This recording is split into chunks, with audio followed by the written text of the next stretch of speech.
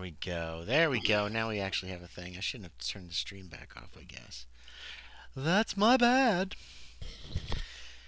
Well, we're supposed to be playing with Kyle tonight. This was the special Kyle night, but It's what the audience demanded. it is. Hey, where's your camera, James Brown? We want to see your beautiful beard. My beard. Yeah, but comb your hair. You should comb your hair. What a guy. No, it's not like this What a little guy. squiggle. It doesn't work. So time we left, I guess, we'll just move on, was the morning of Friday. Or, well, Thursday was the last day you guys played. Friday, March 30th. Still a week and a half to the town council meeting. And things are still happening as normal in this town of Saltmarsh. Oh, it's raining on Friday. Wouldn't you know it? So, what's the plan? Just in general, what is it you want to do? So the newspaper came out Thursday. yesterday? Yeah. Newspaper Okay. just came out. And basically, time can move forward and you can take however long you want. If there's nothing really that you want to do, then we can move towards the council meeting. But James, you mentioned last time, Ned Shankshaft and the going back and dealing with the skeletons were possibilities. Yes. So- So I'll probably do one of those today. And I want to, On Friday. if I could somehow reserve some time. Reserve Friday's time. wet, so we can't do it. Anyways, but on Saturday, if we go through Saturday, I wanted to work with Kyle's character to possibly get more gravel. Yeah, well, Kyle's not here. So, But yes, how do you want to approach this? What do you want to deal with today? The skeletons? probably Or skeletons. Shankshaft? Okay. I mean, you could do both, but we might as well not rush. Who are you going to try to get the help from? You got Graves. You've potentially I would got definitely Tex. try to get the three people I already know. Two of them are not here. Yeah. So Tex. You don't know where Jack Justice lives. You don't know if it's the same house you saw Fontaine in the other day or not. And nobody answered the door. Nobody answered the door, and he's not at the saloon. Well, you have a nice breakfast at the at the bed and not bed and breakfast at the boarding house. They have a nice spread every morning. You go in search of Tex. You can find him at the saloon. Tex, no business today. Nothing's happening on Friday, for some reason. But one person that you probably do see at the saloon is probably Loren Hutton, who is still staying there. Yep. Hutton's still at the saloon presently, having his breakfast.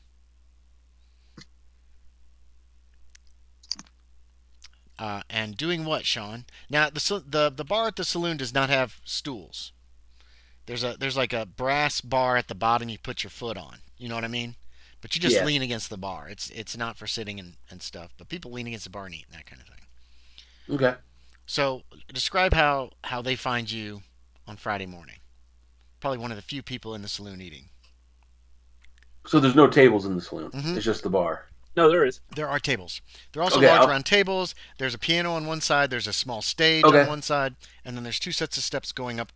And then there's also doors that go back because there's two wings on this hotel. And steps go up to probably the most used rooms. And even just being here for a day, you've come to realize there are certain people that just live in the hotel. They probably rent rooms on a weekly basis. It's probably still more expensive than getting a boarding house or even possibly renting a home, a small house or something. But how do they find you? What's for breakfast? Probably just like some eggs and Yeah. bacon. Mm-hmm. They do drop biscuits too. Okay. Coffee if they have it. Yep, they do have coffee, definitely. All right. Black. Okay, you got a cup of coffee there. Yep. And he's probably writing or drawing in a journal. Okay.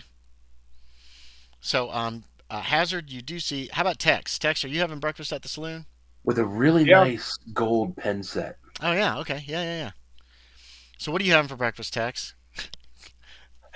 Actually, everything he said sounded good. Okay, yeah. I have what he's having. You have a big breakfast as well. Are you doing anything Screams that morning? As far as like while you're sitting there drinking your coffee, eating your breakfast, or are you just eating and drinking? Actually, if he's writing something, I might head over to his table and ask him, "Oh, what you writing there?" Oh yeah, that's awesome. Uh-oh. I'm looking for. I'm out here looking for a creature known as I forget the right word for it. It's a large hairy man, and I'm writing down stories that I've heard and like drawing pictures of what I think he's gonna look like. Yeah. Am I in the saloon at this time? No, we're gonna let these two kind of have a little role play, and then you'll show up. Sure. So, would I know anything of what he's talking about? Maybe in just my travels. You have heard since you've been here about this, about Adam, who apparently has big feet, never wears shoes. He's hairy. He's really big. He steals things from people's houses occasionally, especially in the spring. That was the name. Okay. The name. You said Adam? Yeah, that's the name. That's the name. Yeah.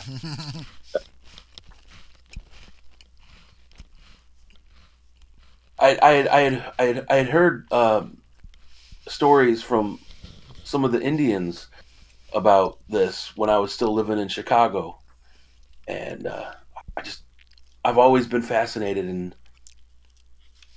what my father would say is useless information, and which I like the weird.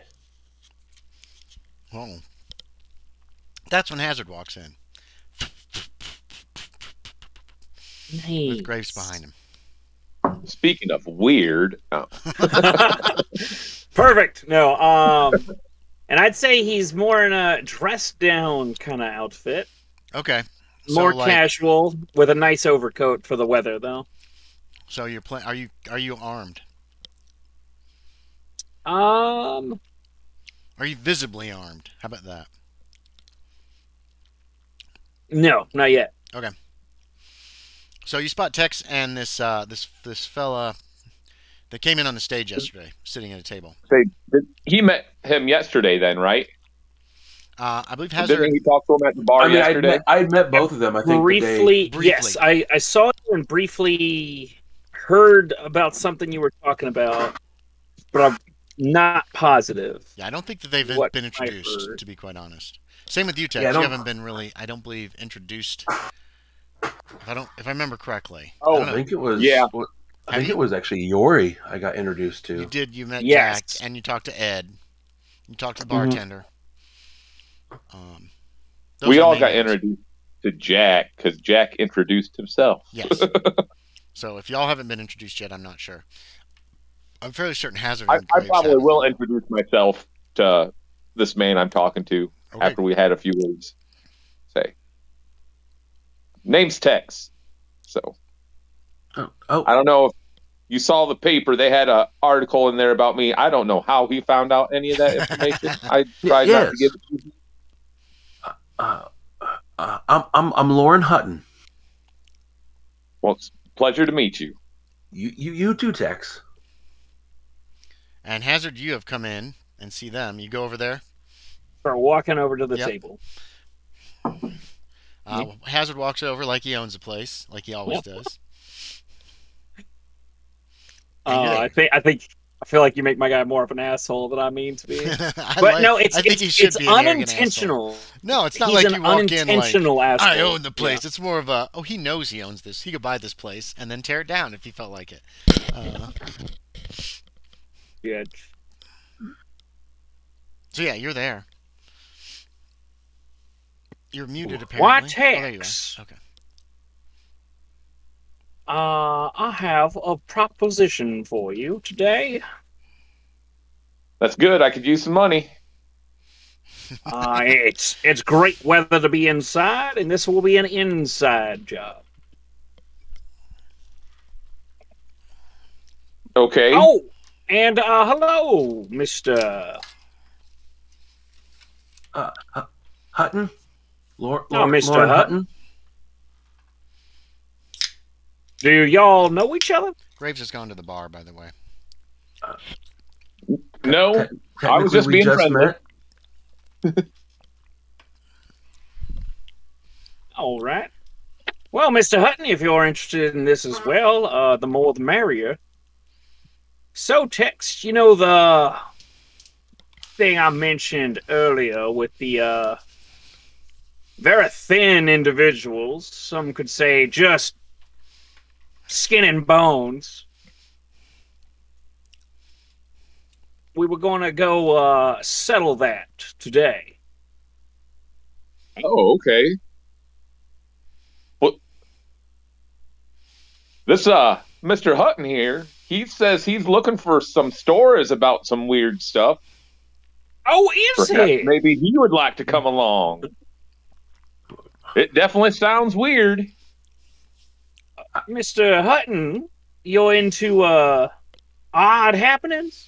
Well, I'm a writer, and the best way to make money writing is to write things that people don't get to see every day. Oh. Well, do I have a treat for you? Do you know your way around a gun or a club? I forget. What do you look like? You're kind of thin, aren't you? No, he's actually a little. He's slightly overweight. Yeah, let me look at my character glasses. Pics. Yep. Oh yeah, pretty good looking. Yeah, he's he is tall, slightly overweight. He wears a vest and a derby with a button-down shirt and glasses. Okay. Definitely, doesn't look very rough and tumble. He's not armed. Not at the moment. If you actually, when he came in the day before, I did notice you had a gun. He had some type of rifle or shotgun wrapped up. That's right. Yeah, you had yeah, that's right. I forgot about that. Some long gun. He did have a long gun, all wrapped up in a blanket and tied up with rope. I know how to shoot. All right, and that'll work. This would make one heck of a story for you as well. All right, where would we be going? This isn't good weather for it. Yeah, it's just raining lately. Oh, we won't be traveling far. Just about, what is it, 5 miles? 4 miles away. 4 miles. Just about 4 miles away down the road. This style, tell me. Tornado? No. Oh, boy. Sadly, the individual we buy horses from is absent at the moment. I can't seem to find him. I got a wagon. But Tex does have a wagon. Yeah, that might be good because I don't have a horse. I didn't travel out here with a horse. Neither did I. So, gentlemen, if you'd like to arm yourselves, we'll be heading out towards the house on the hill. Graves comes over with in just a few hours. Pulls out my pocket watch. Graves comes over what with the time teapot. works for you? Oh, with the teapot? Perfect. Yeah, you've already had breakfast, so.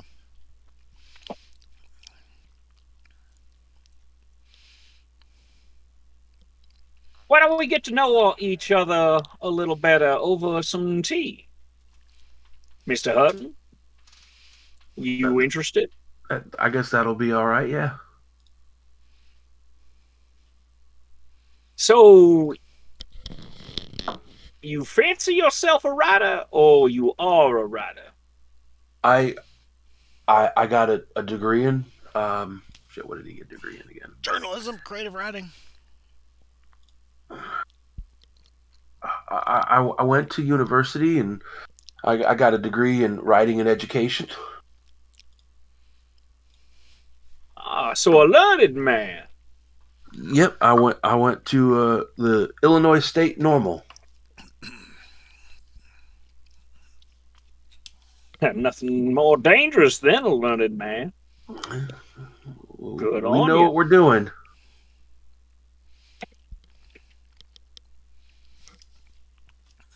But and from there I went to the Chicago Tribune. How did you like it over there? Well, I loved writing for the paper, but they didn't want to publish what I wanted to write, so. And you wanted to write about these strange occurrences? Yes.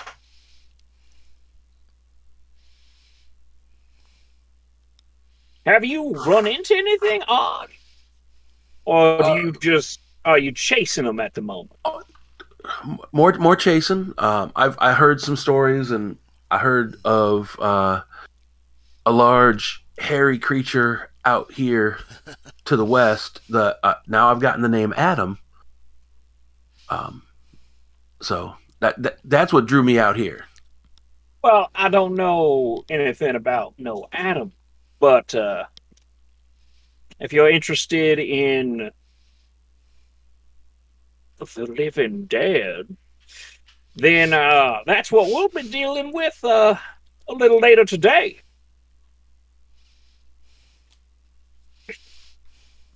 I'm just looking at my skills here. I thought you were just looking at. I thought you were just giving Hazard the side eye. Yeah, it's like. What do you mean the living dead? Well, my boy, in this basement of this house, there's some skeletons guarding a secret door. I need to find out what's on the other side of that door, so we're gonna have to deal with these skeletons. Is this is in that house with the smugglers? It sure is. They were pretty scared of that door as well. Apparently nobody likes those skeletons.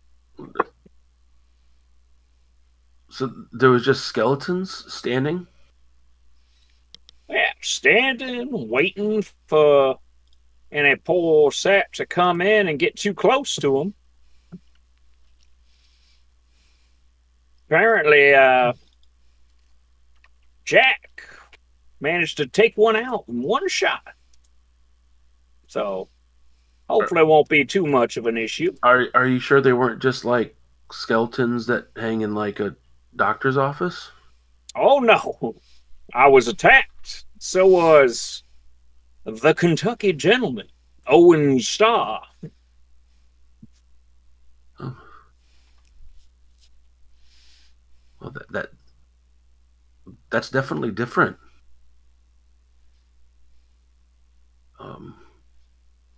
You want to make a psychology check? Yeah.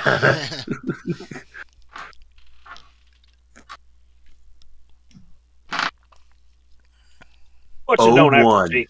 A 1. Woo! Okay. I gotta mark that down. I got an 01 on a. Not only does he not anymore. Yeah, nope. I'm not gonna just make it automatic anymore. Okay. It seems to be happening way too much. So, not only does he think it is the truth, you don't think that he just thinks it's the truth. You know what I mean? If somebody was thinking something was true, with an 01, if somebody thought something was true, but you knew there's no way it's true, and even they know it's probably not true. Like they've convinced themselves of something. But you think, no, this is legit. This guy thinks this is true because it's true. Like he's seen it. Yeah. I mean, he's coming across as not crazy and not delusional. Okay. More of legit, like saying, "Oh, I saw a cow," is the way he's talking about these skeletons walking. Okay. As opposed to trying to make a tale of it or something like that. Yeah. I'll also give you. You notice that Graves looks very nervous while he's talking about this. Okay. The other man that's with him, the younger man. How's Tex looking? Tex. I don't know. How does Tex look about this? Yeah, suspicious, but for money, I'll see what it's about. Like, Tex, you don't believe has seen these skeletons yet. Yeah. Well, I guess if you say they go down with just a bullet, I'll definitely bring my Winchester. But yeah, okay, into the thick of it, huh? Oh, yeah. I might need to stop by the bank before we head out. I would like to make a deposit there if I could. That'd be fine. I need to go to the general store and pick up some long ammo.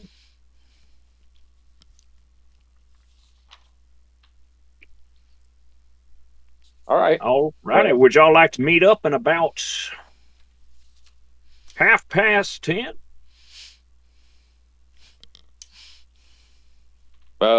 Sure. Yeah, sure. It won't take me too long. Do you want Graves to arrange some horses at the livery stables for you? Oh, yeah. That'd probably be easier than a wagon. Oh, wait, no, you got the wagon. Never mind. Yeah, I'm sorry. I forgot all about the wagon. It just went right out of my head. Never mind. Would you like to meet up at the stables? He doesn't suggest for your wagon? Yeah. That is where my mules and wagons at, pretty much. Andy? Yeah, the wagon is parked next to the livery stables. Okay. There's a tarp over it most of the time if it's not in use, and then the mules are kept inside. Okay, yeah, we can meet there. They've got stalls. Does anybody want to do anything before you meet? You've probably got it Hazard's giving you like an hour to prepare. Well, actually, you know what? I'm going to tell him, I'm probably going to have my wagon with me. I mean, we could meet at the bank. I'll just wait right outside there if you want. Sounds like a fine idea to me. Okay, you can meet at the bank. Anything anybody wants to get? Hazard, you said you wanted to go to the general store? Yeah, I was just going to buy just some ammo for that, basically a Winchester. I forgot what the actual name of it was. Oh. But it does the same damage and effects as a Winchester. No, it doesn't. The one that you got from the smugglers? Yeah. I thought it did. No, that's not... it's a little different, I believe. Thought it was 2d6 plus 3. Oh, I put that information back here. Didn't I? In that case, I will write it down separately. Here we go. They have Spencer carbines. Yeah, 2d6 plus 3, 50-yard range. Oh, God. Okay, yeah, a lot shorter range. One shot around, 8 ammo. Malfunction's 98.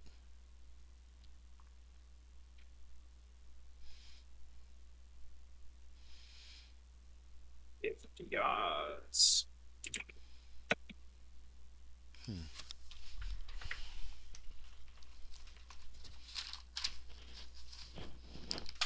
Let me look this gun up real quick.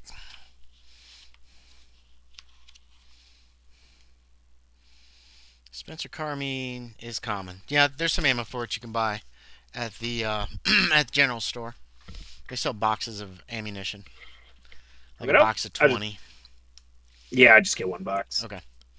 So you got extra ammo for that weapon. That's all you want? That's all you need? Yep. Daniel's eyeing the dynamite barrel.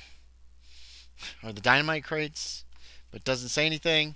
How about... We can get one, Graves. He'll take one and purchases it and pockets it. How about... and one for me. Does he have... he also buys a small box of matches. Wooden matches. Since he is not a smoker, he doesn't carry them. How about Hutton? Anything particular? As far as he knows right now, he doesn't need anything other than he'll grab his gun and his Winchester rifle. Yeah, carbine. Okay. Actually, he's gonna grab his gun. He'll grab his Bowie knife. Mm-hmm. And the belt he's got to hold the rounds and all that. Okay. He's gonna grab his binoculars. Okay. And his compass. Okay. Expedition. He figured since it's only 4 miles, he doesn't need to take his canteen. No, probably not. What about? Plus, it's raining. What about? Just open your mouth. What about Tex? So yeah, I'm gonna go to the bank. Okay.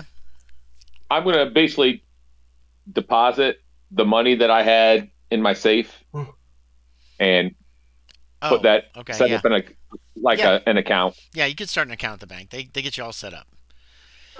So I mean, that's mainly all I wanted to do. Okay. Y'all meet in front of the bank. Tex has got his wagon out there. It's got a leather cover over the top. There are some benches in the back that run along the sides. Cushioned benches. Huh? They're cushioned. Oh, cushion. Ooh. They're probably leather cushioned to keep them from getting too wet. And then there's a double seat on the front where he's going to be. I don't know who wants to sit where. It doesn't really matter, but I always like to know this information. I would sit in the back. Yeah, you're sitting in the back with Graves? Yeah, I'm going to sit as well. I don't want to get wet. Okay. And you can tell him which direction to go, Hazard, which is through town. Yeah. Basically onto the cliff, past the church, Methodist church up there, and then down this. I guess. Go ahead. Right before we head out of town, I'm going to say, now, do we need to get permission to head up to this place at all? We're not going to be trespassing, are we? It's abandoned. No one owns it. Yet. But the town doesn't own it? We don't have to get permission from the town? No, it'll be fine. All right. Okay. It's a 4-mile ride. That's the kind of voice I should need to do. I got to do a Matthew McConaughey voice. There we go. Isn't that an insight check or something? That'd be psychology. If you want to see if he's like not being completely honest. Oh yeah, Sean, your guy does stutter, right? Yeah, I'm playing him as a stutterer. Whatever. Okay. Oh, are you? I did not realize that. I have to keep that. Yeah, I was just making sure that wasn't player stuttering. No, player stuttering. No, I don't. No, I don't stutter. Because I didn't think you did. It takes about an hour and a half to get there. Here, I'll give descriptions as two of you have not been here before. Oh, let me grab this. You can see a bulk of a large building in silhouette on the hill as you approach. The walls. Oh yeah. Ooh, spooky. Nice. The house stands about on a cliff, 70 feet above the sea, about 80 feet from the edge. There's a 6-foot high stone wall surrounding the garden that has partially collapsed in a number of places. You could easily climb through. The gate is heavy and ornate metal construction, is still functional and stands open. The garden itself is overgrown, shows no signs of any care for years. There's an earth driveway that runs around the west side of the house that you're approaching it on, and then goes around to around the south side of the building. Exterior of the house. Here we go. We throw this in again. Looks something like that. You guys are coming from the left side, from the west, and then the walls run around the west, the north, and the east side, and there's just a cliff on the south side. Your guess is that the house faces south. You can see a small patio with a broken French door. When you look through the gates, there are also several chimneys that stick up from the roof. A lot of slate is missing from the roof. There are broken windows, and most of the windows are broken. A few are intact. That's pretty much it. That's what the house looks like kind of from the outside. Nice. He pulls right up to do you pull right up to the gate, Aaron? Yeah. Yeah. It's partially open. Somebody will have to open it all the way if you want to bring the wagon in through the walls. Or you actually, can just leave it out here. I'll probably get out, go to. Well, actually, I won't even go to the back. I'll just talk through. Like, do you want me to pull right up to the house? We might as well. The only person that we could run into is Mr. Aloysius Karen, but 1 versus 3 is not good odds for him. Or 4, sorry. Yeah. 1 versus 4 is pretty bad odds. Who is this Aloysius? He lives here? He and his vagabond friends were the smugglers. We caught all but him.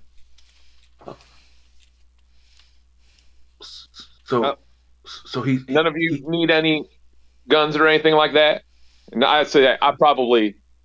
Yeah, you would have seen us with guns. Okay. So this Aloysius is a criminal? Oh yes. Oh, yeah, I forgot you're new here, Loren.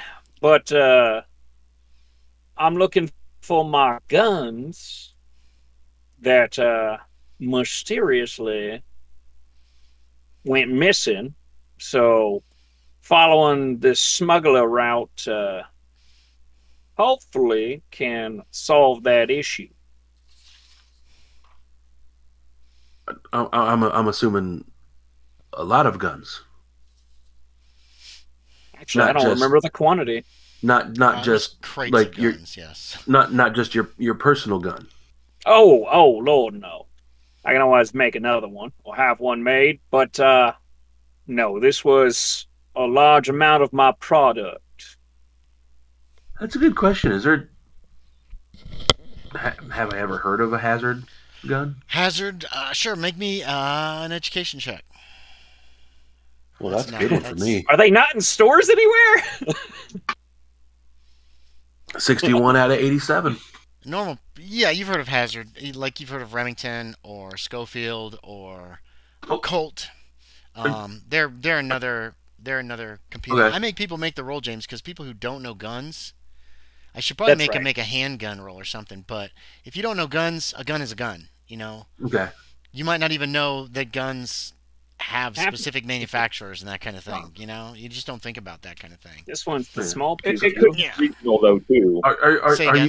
You're the Hazard of Hazard guns? Oh yes, William Hazard of Hazard Arms. Hazard Arms. Oh, okay. My investigator went dark, so now I'm looking for him, along with the missing product. Just didn't have time to wait on them to send another person out there just for them to get lost. I may have to introduce you to my father. He probably has something you might want. Who might your father be? Conrad Hutton. He owns a foundry and has stake in many mines. Metal and other things. That could be a good partnership, yes. Maybe he won't hate me as much. He kind of mutters that last one to himself more than actually speaking that one to you. Yeah. Oh, can I do a listen check to see if I hear it? Oh no, you hear it. You guys are very it's very close quarters. But he was talking to you, and then he probably looked away and just muttered that more to himself. Yeah. He won't hate me as much. Might not even have meant to say it out loud, you know. And he didn't stutter when he said that at all. That's weird. Good. Did you, Sean? No, I didn't. Yeah. So, interesting. Okay, so what's the plan? Are you gonna take the wagon right up to the house? Or leave it at the gate? Okay, so you... Well, actually, that's up to Tex. You climb down Tex, you can push the gates open. They open fine. They're covered in rust. They're all made of iron, it looks like. Same with the spikes on the top. But there's lots of holes in this wall. Climb back up, and do you want to go to the front of the house or the back of the house or what? We'll go... sorry. He's parking. I'll probably pull up to the back of the house. I'm not 100% sure we're supposed to be here. Okay. So I don't want my wagon to be seen from the road or anything like that. There's not really a road. The road that you came here on was very overgrown, and it seemed like it just came to this house. Dead ends here. There aren't trees around where the walls are, so it might continue on, but it's completely overgrown past where it enters the gate. You know what I mean? Like if there's a road there, it hasn't been used in even possibly longer than the house has been here. So then, whichever direction the rain is like falling down from, I want to park on the side of the house that is blocked. Yeah, that is blocked the rain. You know what I'm talking about? This part of the shore, the house is the house faces the south, so that's where that's where the Pacific Ocean is. That'd be where it's blowing in from the sea. So it's mainly coming from the south and probably from the west. So if you wanted, you could go around to the northeast side of the house, like around the back. You can see there's 3 wings, east, west, and north. You could go kind of around the north and get in that corner if you wanted, and that'd be the most protected from the weather at present. Okay, then that's what I'll do. Okay, you notice a well back there. If you look on the map, you can see that on the right side of the map. Whoa, where'd my Discord go? That little circle is a well. You all also notice a door on the wall. If you click on the map and zoom in, you can see that there are, there's a door there, just north of the 2 windows on the north wing. Actually, it's hanging open, so it is ajar. And so yeah, I'll go ahead. Park alongside the well there. Yeah. Oh, I have a description of the well. Do I have any kind of description? The well. 5 foot in diameter. It looks like it's a well. Yeah, and it's open. There's no like cover or anything over it. There's no well house or any kind of cover at all for bucket or right. You don't see a bucket or anything. It's just like a circle of stone that you would guess is a well. Does it have water in it? You don't know. You don't see any. I might take a peek. Okay. I'll hop off and just look down the well for a second. You've got some rope. You can hobble the mules. Basically tie their legs together. That'll keep them from wandering very far. They might walk a little bit while they graze. And then you walk over. So Tex walks over to the well. Hazard, you remember you didn't see that well until you guys like attacked the house. Yeah. So you haven't really taken a very good look either. Tex, you go over to the well. You kind of lean over and look down. It looks deep. You can't see the bottom. Okay. But you are on a cliff. So it's not surprising that it would be deep here near the ocean. Right. Yeah, that's all. I mean. Yeah, okay. Yeah, it just looks deep. I go into the side of the house, close to the trap door. Close to the this trap way, door. gentlemen. You gonna walk all the way around the house? Yeah, we can go through the closest door then. The closest door is that back door that you went through before. And keep in mind, Hazard, you haven't searched this whole house either. You know what I mean? You've been in a few rooms downstairs. You might not care, and that's fine too. But you haven't really looked at much of the house upstairs at all. So keep that in mind. He goes, that's this way, true. gentlemen. I've never been upstairs. No. So you go down. There's from the back door. There's a corridor that goes straight into the house. Where's my there is a door there, like near the well, right? Yes, there's a door right next. Yes, very close to the well. It's along that same wall, the north wall, and there are 2 windows just south of it. Both of them have broken glass. One of them looks like a bunch of the I can't remember the names of the little pieces that hold the glass panes in place. Some of those have actually been smashed out. It looks like on one of those windows. I want to say, it's not fret, is it? I don't think so. It's a 2-syllable word. That's all I remember. I always have to look it up when I want to use it. This corridor that he leads you into, it's dim in the house, but not really dark. It's a little darker than outside because there's no windows basically in this area, but it's a corridor that goes straight in. Then that corridor takes a left turn towards the front of the house. And there is a door on the right. Hazard, that's a door to the kitchen. You remember that?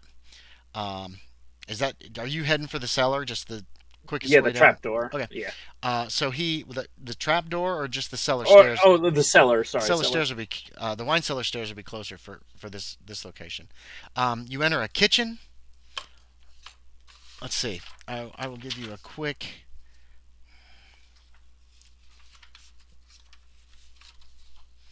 The kitchen. Obviously a kitchen. It's dirty and damp with patches of gray mold and a few cobwebs on the floor, walls, and ceilings. In the corner to your left is some iron cooking equipment with a chimney above. Next to it, under the window, is a cracked and discolored stone sink and a rusty pump. To the right of the sink is a small closed wooden cupboard fixed to the wall about 5 foot above the floor. Against the far wall is a flight of wooden steps leading upward from left to right. Even from the door, it's obvious the woodwork is decaying and a few of the treads are missing. There's also a door to the right. And each of you can make spot hidden. Or actually just Hutton and Tex can make spot hidden. 13. Extreme. Okay, success. put checks by those if you haven't got them already. There are bloodstains on the floor. One of them is near the door. The other one is on the wall that forms the stairway. You know what I mean? They're very dry. This from your previous encounters, Mr. Hazard? Indeed it is. And then do you just continue walking towards the one side? Yeah. And then he just goes through the door to the right. I'm just going to say I'm very disappointed that he didn't make his name Duke S. Hazard. No, Yori wanted to be my son, and his name would be Duke. Duke Hazard. Oh my god. You remember that, Andy? I You were loved like, the Dukes hell of Hazard. no. Hell to the no. And yes, I hate that. Anyway, do y'all follow him? Yes. He leads you into obviously a scullery. It has only one window. It suffered the effects of damp and decay more than most of the house. Mold grows in patches on the floor, walls, and ceiling. There are many cobwebs, though even they appear to be decaying. A large copper boiler, dented, split, discolored, and empty, stands under the window. A small heap of crockery shards is on the floor beside it. Stairs lead down to the darkness of what is presumably a cellar. Looks like there was once a railing by the stairs. It's now gone. There's nothing but little shards of the shafts sticking up. Don't trip. Hazard just walks around that and just heads down the stairs. Okay, I follow him. He leads you down into what appears to be a wine cellar. Where are my... On the stairs, there's a massive pool of blood. Wait, what is this? That's dried. Maybe. I got the wrong map.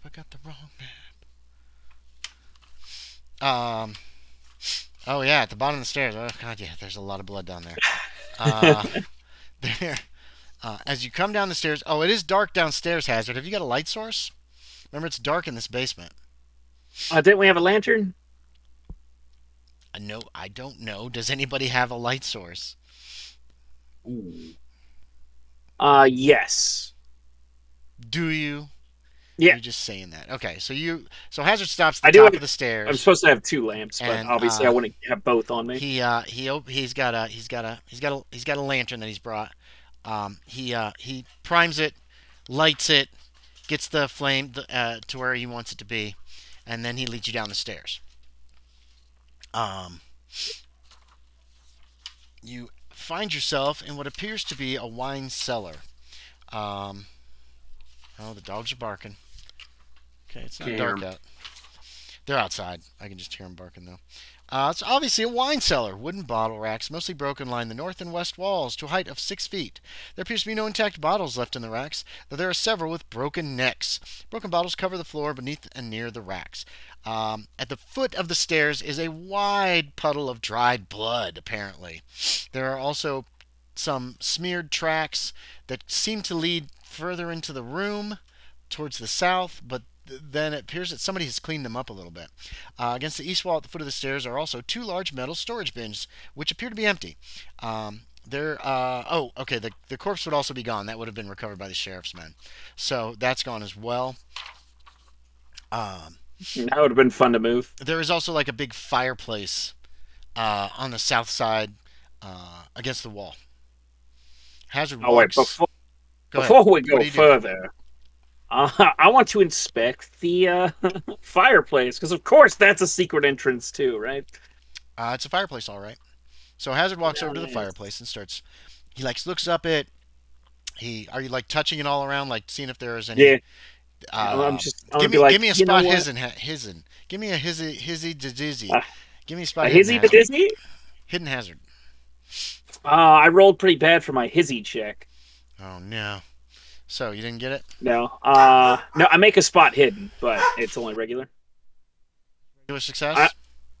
Yeah, regular success. Okay, you don't find anything out of the ordinary in this fireplace. Dust, dirt, cobwebs up in the top. You can a little bit of rain is dripping down, but not very much.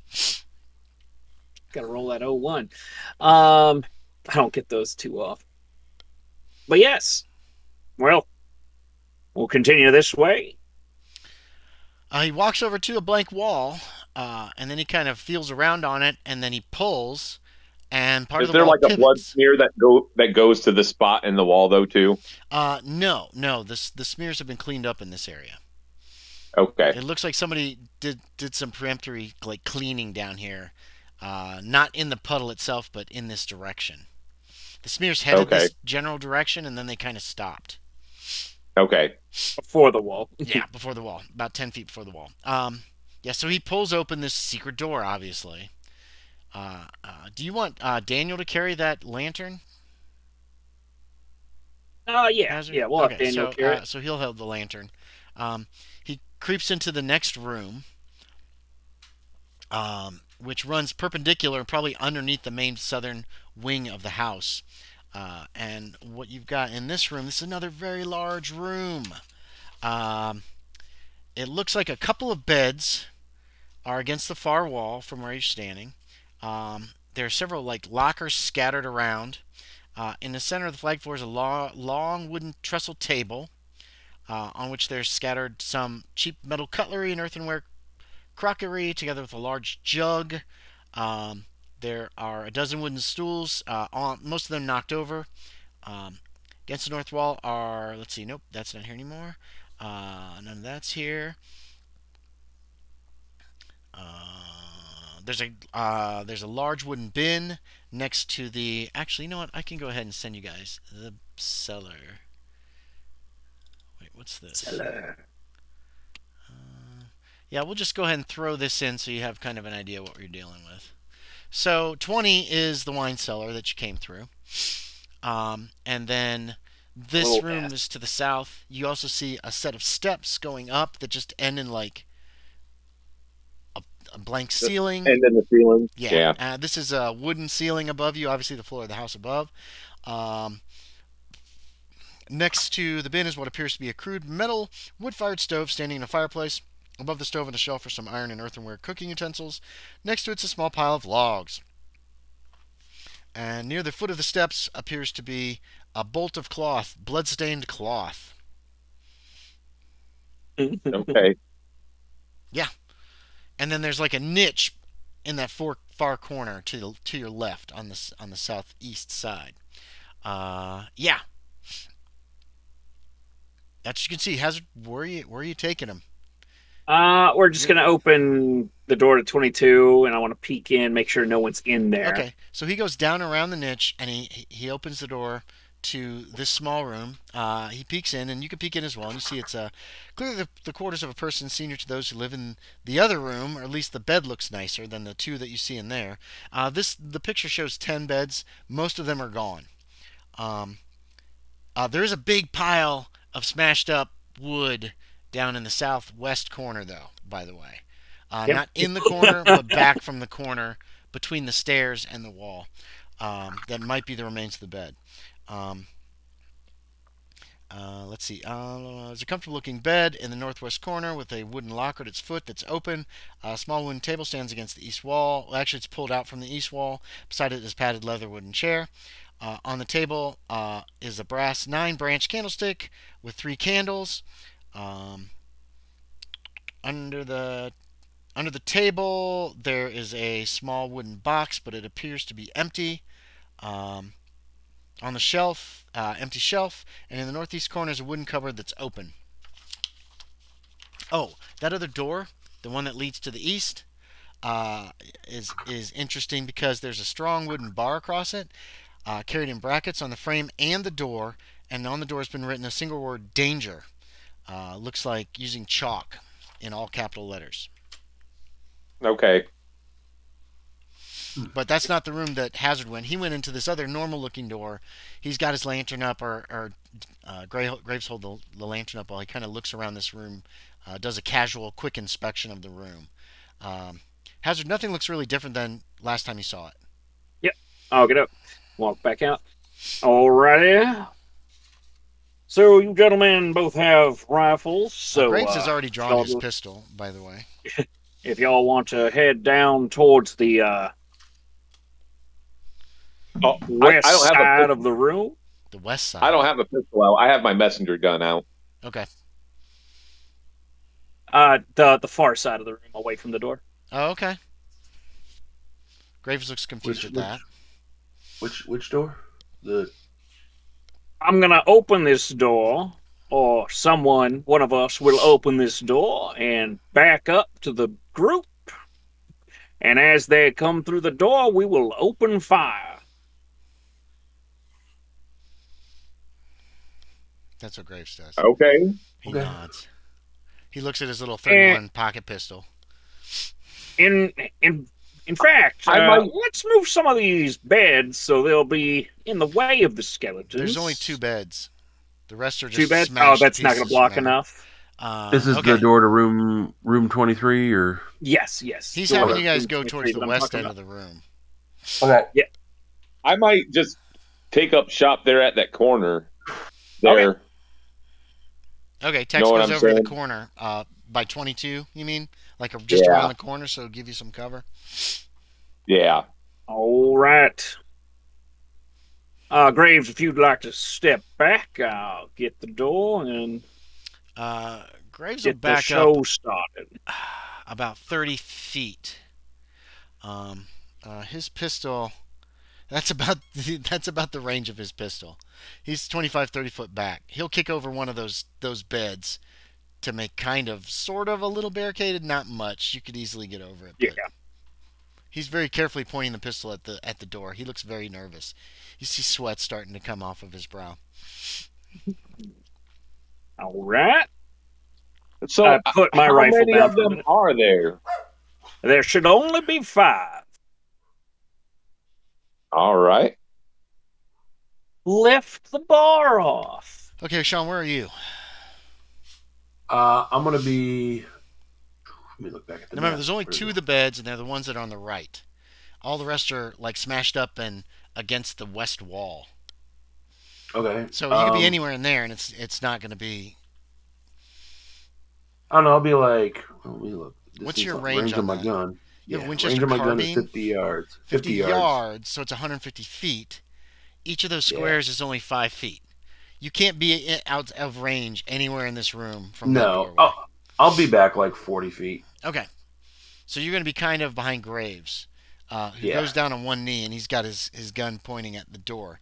So you should be able to shoot past him without too much difficulty, unless he gets attacked. Hazard goes over to the door. You're lifting the bar, Hazard. Okay, picks up the bar. What do you do with it? I'm just going to put it beside the door. Okay, leans it up beside the door. Pick up the rifle with one hand. Okay. Open the door. You push open the door. I'm going to say the lantern. Graves has put the lantern down. I'm sorry. I wanted to say, put the lantern down so we'll have a good... He's put the lantern down in front of him, against the south wall. You know what I mean? About so we should have good 10 or light. 15 feet back from the door. Yeah, there's plenty of light. Okay. At least here. Good. Perfect. Not much light in the next room. Yes. Okay. He also turned the wick way up. It's going to eat the oil a lot faster, but you push the door open. We have extra oil. No, it's instead of having a couple hours, you're going to have like an hour and 45 minutes or something, unless you let it that's not burn bad. that way. You know what I mean? It's not gonna be like gone. But it'll just last a little less longer unless you just leave it that way for the rest of the time you're here. It's great. The door opens. Yeah. Peek. You peek inside. It's dark in there. You can't see much because you only have light coming in from the doorway. But you do see the figures against the wall. And as you peek in, they turn your direction. Go ahead and make me a sanity check. You might start heading back. Yeah, make me a sanity check first. Where are my skeletons? Get ready. Here they are. Sanity 29. That's got to be a success. Yeah, 63. What? Damn. Okay. So then what? Then you run out? So I go kind of set up shop around Graves and... Okay, so you back up. The other 2 of you can hear like a rattling noise coming from in there, but nothing else happens. We're waiting. Okay. Nothing happens. A minute goes by. Scoot back up. Okay, you scoot back up towards the door. You're there. You're next to the door. So I'm just gonna peek in and shoot then at the first one I see. Boom! You just fire into the room. Okay, with the rifle. Yeah. Yeah, it's gonna be. Make me a roll. Of course I miss. You can have a bonus die. Okay. You've got 14 feet with your dex, so that's most of the room. Okay. So just roll a bonus die and see how it goes. Oh, bonus die. Sorry, I rolled both just roll again. the high one. All right, 30. Is that a... Well, 34. Is that a hard... Is that a hit? Oh, well, that doesn't matter. Yes, that's a hit. Okay. You shoot it. Roll me damage. Dommage. Oh, wait. Wrong dice for damage. 9 plus 3. 9 plus 3. 12. Okay. Oh, roll location. Where did I hit it? Oh, that's a good idea.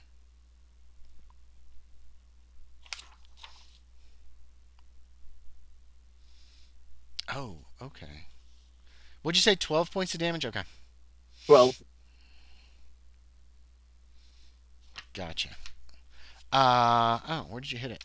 I forgot about dex. You hit it in the shoulder, maybe. Your bullet went towards the shoulder. You're not sure if you actually struck any actual bone or just went in between the bones.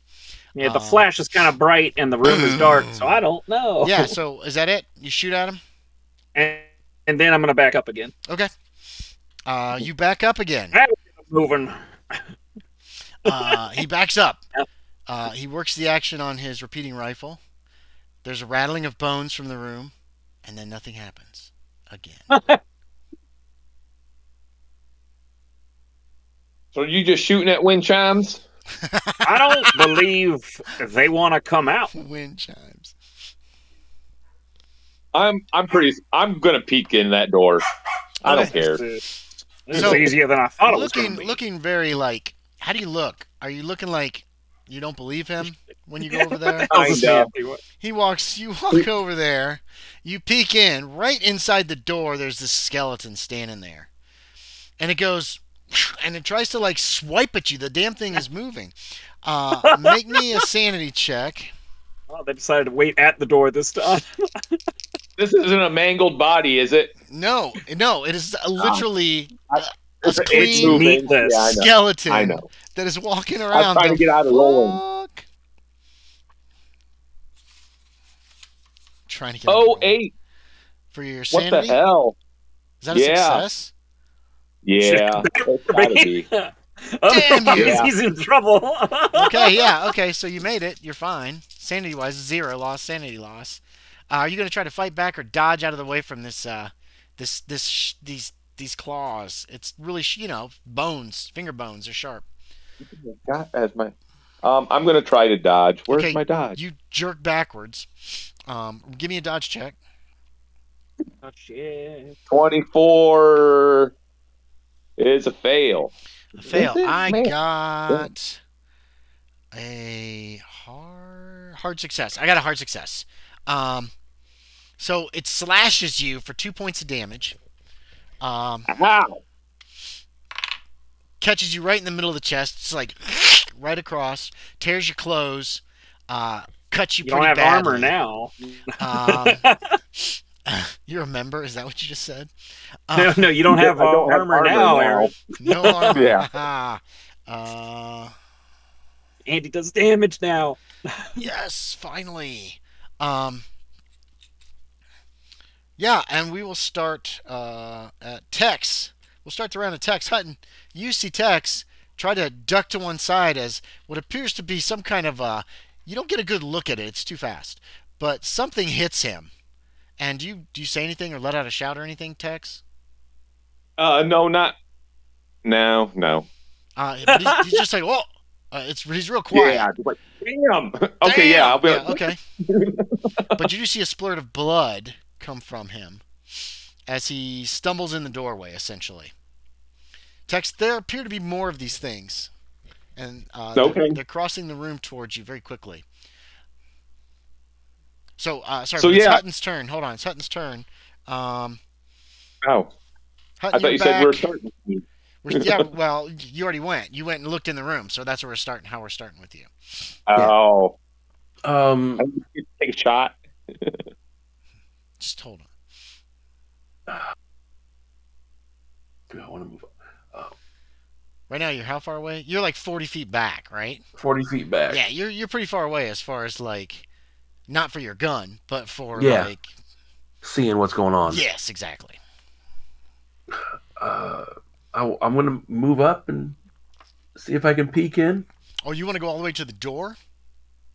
Isn't that where Tex is at? Tex is at the door. Hazard is near the door. Okay. I think actually Hazard fell back to where Graves is, about 30 feet away from the door, or a little less. You know, I'll move. I'll move up 30 feet. Because 30 feet's basically within range for his pistol. Yeah. You move up to about within 10 feet of the door, then. Yeah. I'll need a spot hidden for you to see what's going on inside from this distance.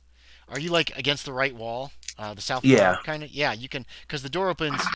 The door for you guys, the door opens like this. Oh, 4. I'm rolling 4. great Put a check tonight. next to it. Holy shit, those are skeletons. Or men in skeleton outfits. No, wait, I can see through that guy. That's a fucking skeleton. It's alive. Make a sanity check. Oh, boy, here we go. Here we go. Here's where you fail. I don't know. I failed. You failed. Oh. Loren Hutton murders the rest of the party in a blind rage. Nope. You only lose 2 points of sanity. That's a lot still. If that's a lot for your character still, you can react. Well, I mean, I'm at 30. I have 30, so I'm now at 28. 28. That's Oh my god. solid percentile. I'm mine going was low. insane. You almost lost 10%. What is that?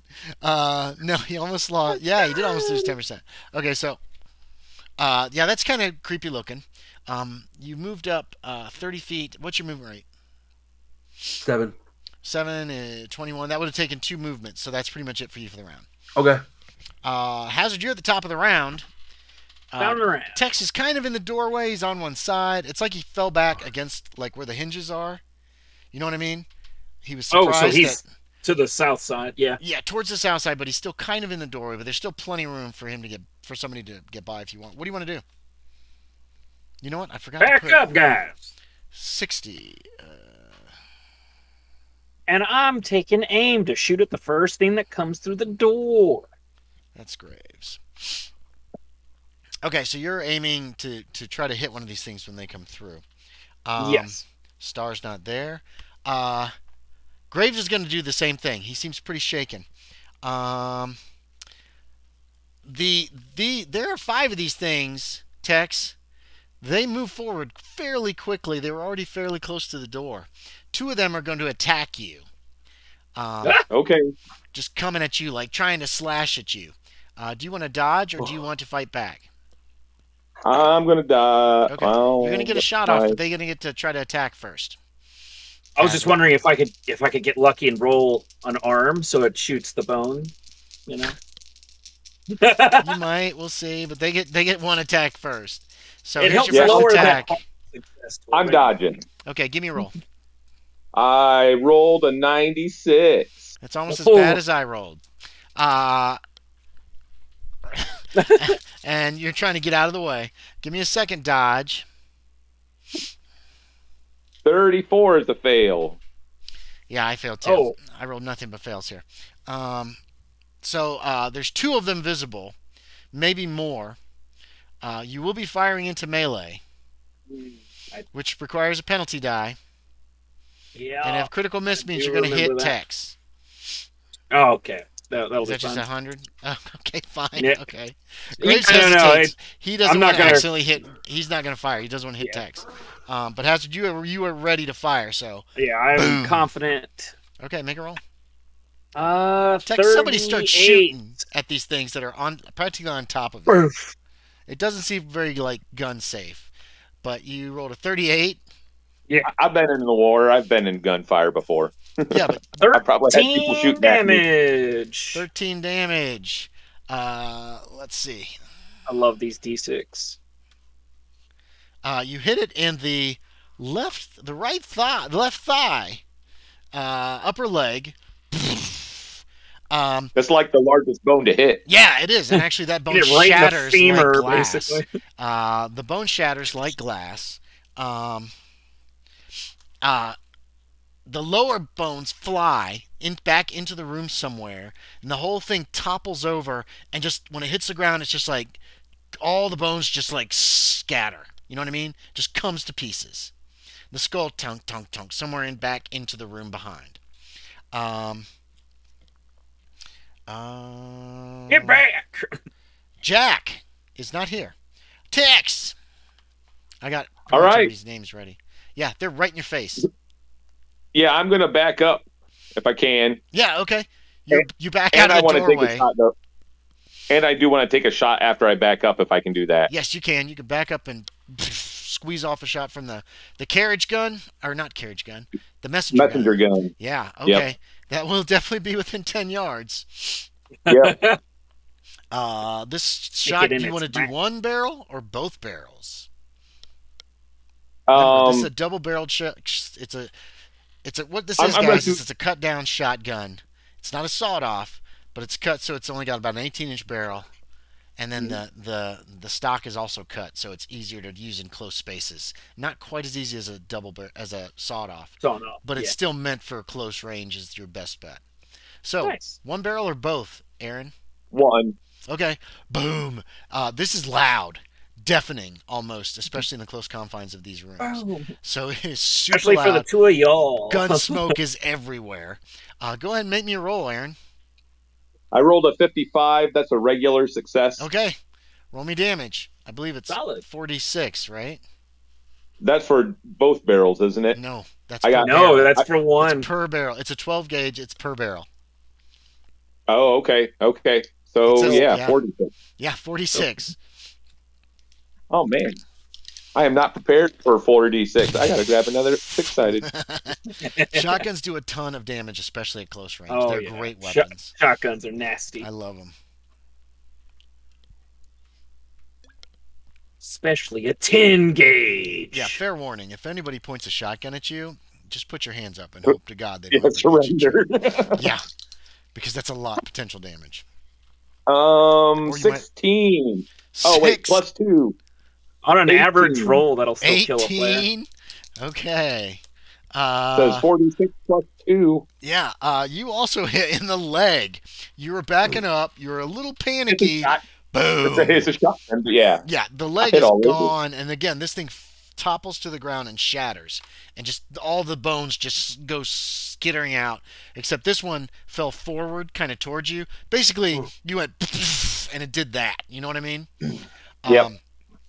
The skull bounces several times and rolls into the room. Hutton, you backed up, but you were about 10 feet back and against the south wall. Yep. Okay. He has backed up. What's your movement rate, Aaron? 7. So half of that's 3.5 yards. So he's about 10 foot. So he's like about next to you. Okay. Maybe a little further back if you want to be, Aaron. I'll allow you back up half your movement rate and still get an action without any chance of tripping and falling. Can be back around that corner again, can it? Can I do that? Yeah, you could back up that direction, definitely. Were you in the frame of mind to do so? That's up to you. I'll let you be. You were in the war. If I was going to back up anywhere, that's where I was going to back up to. So I you figured backed that was up within range of my shotgun. and fired as you backed away. Hutton, you can see these things. You've seen the skeletons, so you don't have to make another sanity check. There are at least 3 left. Rattle, rattle, rattle, rattle, rattle, rattle, rattle, rattle, and they appear to be heading towards you. They're not out of the room yet, but they're coming. But you got a shot. I'm gonna take a shot. You're 10 feet away. What is your dex is terrible. Okay. Mine. No, his can't be worse than mine though. It's he's got 7 feet. You have to be within 7 feet for you to get your bonus die. So regular, take your shot because they're not there yet. That's really close. Just made it with a 39 out of 40. 39 is a hit. Roll and roll your damage for me. Ooh, I did not do well that time. 8 points. 8 points. You hit it in the crotch. You don't know if you don't see your bullet really do anything. It might have gone through one of the holes in the pelvis, or just above or below it. Blew off the coccyx. And I wanna try to move back, so I'm back towards Tex. Back towards, like around the corner, like where they're all kind of going to. Well, right now Graves is against the south wall, next to Hazard. They're back 30 feet, roughly 30 feet, so about 4 squares. So just around the area where the third bed is from the right. Okay, well, that bed's I'll not go. There. And then you see, and Tex is around the corner to room 22. Okay, yeah, I'm gonna try to go more towards Tex. Okay, do you want to just kind of be in the middle? Yeah. Okay, yeah. So it's kind of an array of Tex, Hutton, Hazard, and then Graves. Yeah. And then the lantern is against the wall, about 20 feet back from the room. Hazard. Getting rid. Are you just gonna you're like ready to shoot whoever comes through the door again? Graves is gonna do that again this round. He kind of got flustered last round. They come out this time. They're coming out of the room. The 3 remaining ones. They're upset. They are upset. You're gonna get a shot at the first one that comes out. So go ahead and take that shot. Graves is gonna get a shot at. I miss. The same one. He's gonna try to shoot the same one. Damn. I think he missed like crazy. Yeah. He missed as well. A lot of gun smoke.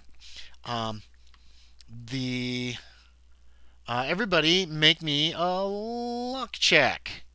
Whoever does the best won't have a skeleton, is what we're going to say.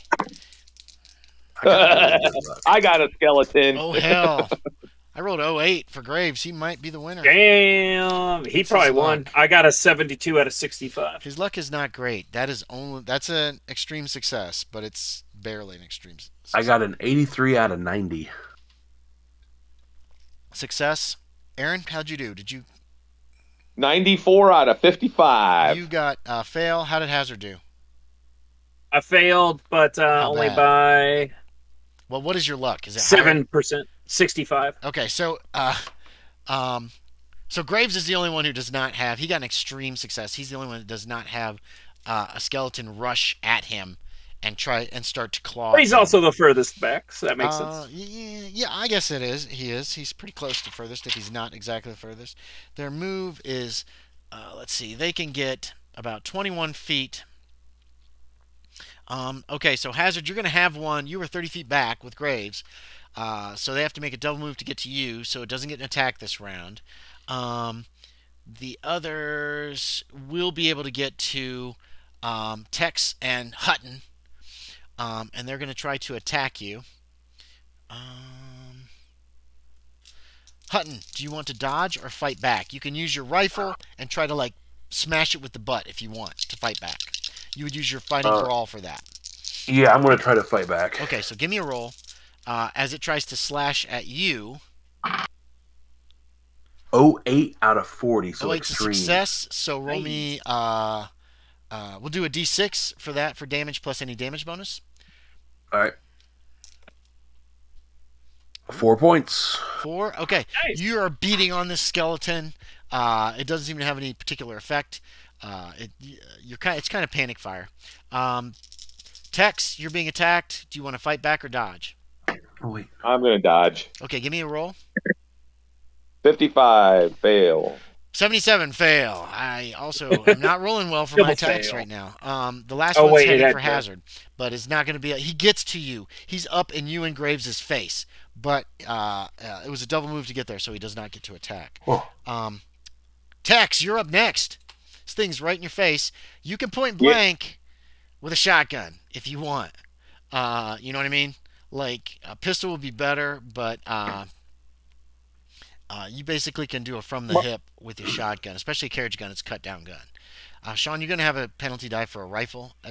Okay. Oh, hell. I mean, if you're saying I can do it without a penalty, yeah, I'll do that. I'll allow a penalty at point-blank range with a carriage gun. Nope, that's not what they're called. They're called a messenger gun. Messenger. Yeah. So you're saying no penalty dice? Yep, just make me a roll if you want to try to shoot. That'll empty the gun, though. Keep that in mind, too. Yeah. Yeah. So yeah, I'll take a shot. 94. Oh, damn. All right, so critical hit. Have you made your sanity check against the skeletons yet? Graves hasn't. Yeah. Graves has not. Uh-oh. I got to check Graves. This is they got too close. Now he's got to roll again. Uh-oh. Graves has failed. Don't roll high. What is his sanity now? I guess only make him lose 1. All right, let's see what happens to Graves. He did not handle it well last time. Oh, he did not handle it well this time either. Let's see. Graves has got to make an intelligence check. Uh-oh, Graves is pretty smart. Graves failed. Holy crap, I rolled a 91. Okay, Graves does not go temporarily insane. He is very shook up, though. He starts, like, screaming, like, ah! Damn, he's...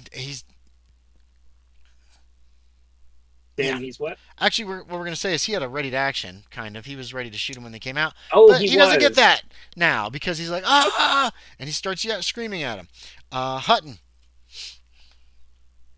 Would like to back up. Okay. And then take another shot. Okay. Give me a dex check. Failed. You back up, and you stumble on a loose flagstone. Okay. And you hit the ground. So you're not going to get your shot this round. Okay. Hazard. I'd like to go from this to this. The pistol, yeah, good idea. Okay. You drop your rifle and you draw on fire. Boom. Make me roll. Roll on fire. And I've been screwing up because you guys should add 50 to your. Okay. Do I still get a bonus die, right? Yes. I already succeeded, but I want to see if I get the extreme. Doesn't matter. Nope. You can't impale these guys. Failed. Okay, gotcha. Alrighty, then damage. Roll me damage. 10, so that's 11. 11. Okay, yeah. Bang. Another crotch shot. Good job. Yeah, you just pull out. And it fires as you're raising it up. As I'm drawing. So yeah, but does not down the thing. And actually, I've been screwing up with gunfire. So actually, Hutton, if you have a gun, that is check. Yep. You add 50 to your dex, which is going to actually put you around 85, which technically puts you before the skeletons. So I've been screwing that up. I forgot about that. So I'm going to give you an extra shot this round, regardless of range, because as they came rushing at you this coming round, it's not your turn yet. Because Graves just starts doing this. He starts fanning. Oh shit! He is flipping out. So he's going to get 3 shots at the skeleton. Each one has a penalty die. It's pretty close. Does he get double penalty? Actually, no, it's point blank, so he doesn't get a penalty die. It's a penalty die, and then it's removed. So we'll remove the penalty die. An 06 is a hit. Jesus. Oh, damn. A 55 is a hit. And a 22 is all a hit. He hit 3 times with his little pocket fist. Yeah. He's just yelling. He's screaming. Ah! So here we're going to check and see if any of them are ineffective. That's a 3. Oh, shit. The first bullet takes it out. He wanted to make sure it was dead. It was a hand shot. Bang. Let's see what other bullets were effective against this thing. The second bullet wouldn't have been. And the third bullet wouldn't have been. The first one. All right, that's another skeleton down. There are 2 left. Tex, are you shooting this round? You don't have any bullets in the... I'm going to drop my messenger gun and pull out my Colt. Okay, you'll go on your actual dex then, because you have to draw before you fire. Right. So that puts Hutton ahead of you, And you will get a shot this round since you should have gotten a shot before the skeletons got to you last round, Sean. So go ahead and give me that shot. You fire from the ground. Boom. Yep. The skeleton is pretty close, so I'll give you bonus die for point blank range. That's an 11. Let me see. So at best, that's going to be an 8. Hey, you know what? Let me go for it. Maybe I can get an 01. You might be able to get an 01. Make that roll. Oh, yeah, that goes through armor. I didn't. Okay. So an 11, damage. So regular damage. Yeah, you can't impale these guys. 11. Okay. You hit it in the shoulder, you think, but you don't hear, like, any sound of broken bones or anything, so it might have just gone right between the bones and gone through. Okay. Then we're back to the skeletons. One of them jumps on you, Hutton, and tries to claw you to death. Do you want to dodge or fight back? Fighting brawl. All right, so you start beating on it with with your gun. Are you screaming, Sean? Yeah, good question. Oh yeah, he's screaming, and I got another extreme success on that. 08 again. An extreme beats my regular success, so roll me damage.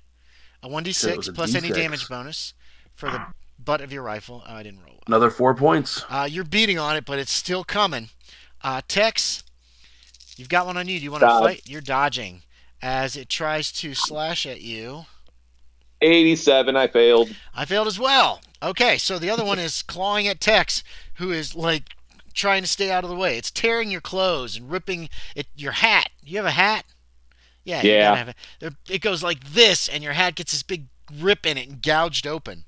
Gotta get more water. Okay, so Tex, you are... Hydration's important. You're up next. Since you draw, and as you're trying to get out of the way, you draw, and boom. You could squeeze a shot off. If you want penalty dice, you could start fanning. No, I'm not going to fan. Shots. Okay, so give me a roll. 58. Is that a success?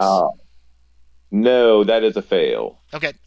Wait. Give yourself bonus die. You're at point blank range and you're not fanning. I totally forgot. Sorry. The thing's right in your face. Bonus die. It's made it a 28, and that is a success. Okay. Nice. Roll me damage. Which one's that? 1d10. 11 points. 11 points, really? Yeah. It's 1d10 plus 2. You shoot it in the pelvis, which a lot of dick shots. Like breaks open. This actually This is right thigh. I was looking at it upside down. It wasn't a dick shot. It was an actual right thigh shot. Which again, it blows off that bone, the femur. Which seems to, it's almost like a chain reaction, and the whole thing just collapses and then shatters to pieces on the ground. We are back to the top of the round. Right now, everybody has guns, so everybody's going to be going before those things can go. Excited to get in character. Sean, you will have a penalty die using a rifle at this range now that it's on top of you. So keep that in mind. Hazard, what are you doing? There's one on top of Hutton. That's the only one that's left. He's screaming, trying to beat it off with the butt of his Winchester. Trying to beat it off. Shut up! God damn it! Take 10 seconds. I'll go ahead. Go ahead.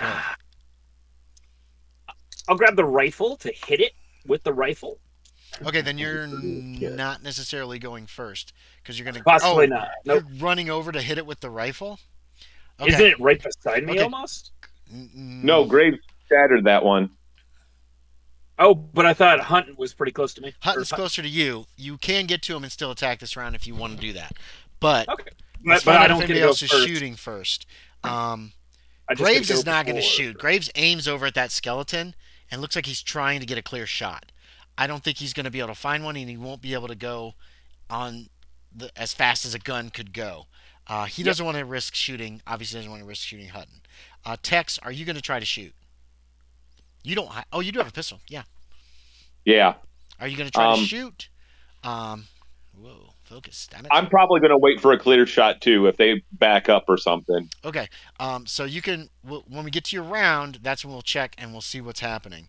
So Hazard, you do get to go first.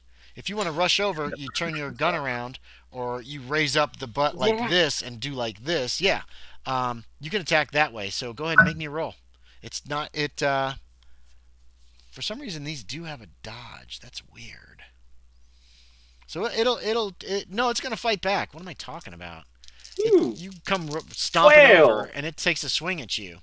A 12. So that's a hard. I got a regular success. So yeah, you succeed. Roll me damage. I've been using a 1d6 for rifle butt, and then add any damage bonus. 6. Yeah. Ooh, not quite good enough. Boom, bam, boom. You're trying to kill it. It won't die. It's already dead. Let's see. Graves. Well, it's still going to be a hard shot. Hutton, the skeleton's going to attack you again. Do you want to fight back? Fight brawl. All right. Give me a brawl check. It got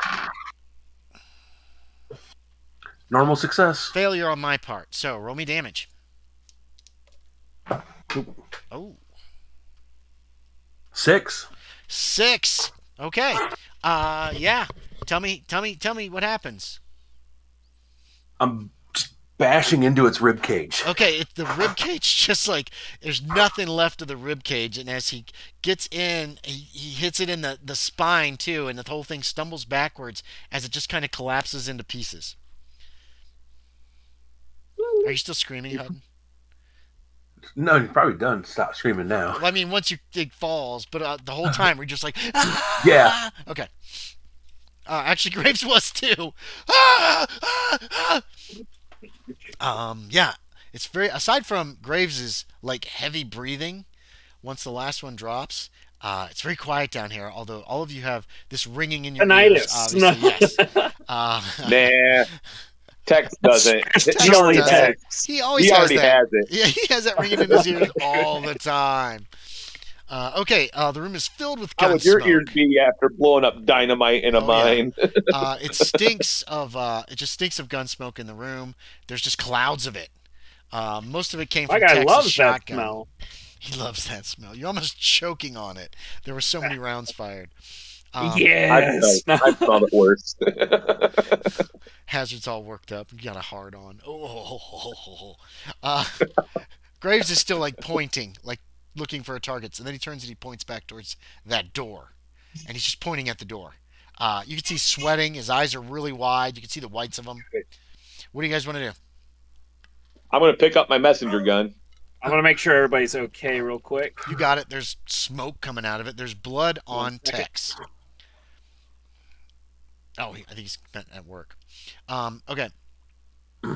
Tex, you're bleeding pretty good from the Can I do a first aid on myself? Yeah, you can try to clean yourself up and help yourself out. Remember that messenger gun is empty too, so keep that in mind. Yeah. I'll probably load that back up too. Okay, so give me a first aid check. Don't forget to mark. 72 is a fail. Okay, you patch yourself up as best you can, and then you put a couple more shells into the messenger gun. Graves is still pointing his gun at the door, so he is not reloaded. He fired 3 shots. Your Winchester's down a few bullets.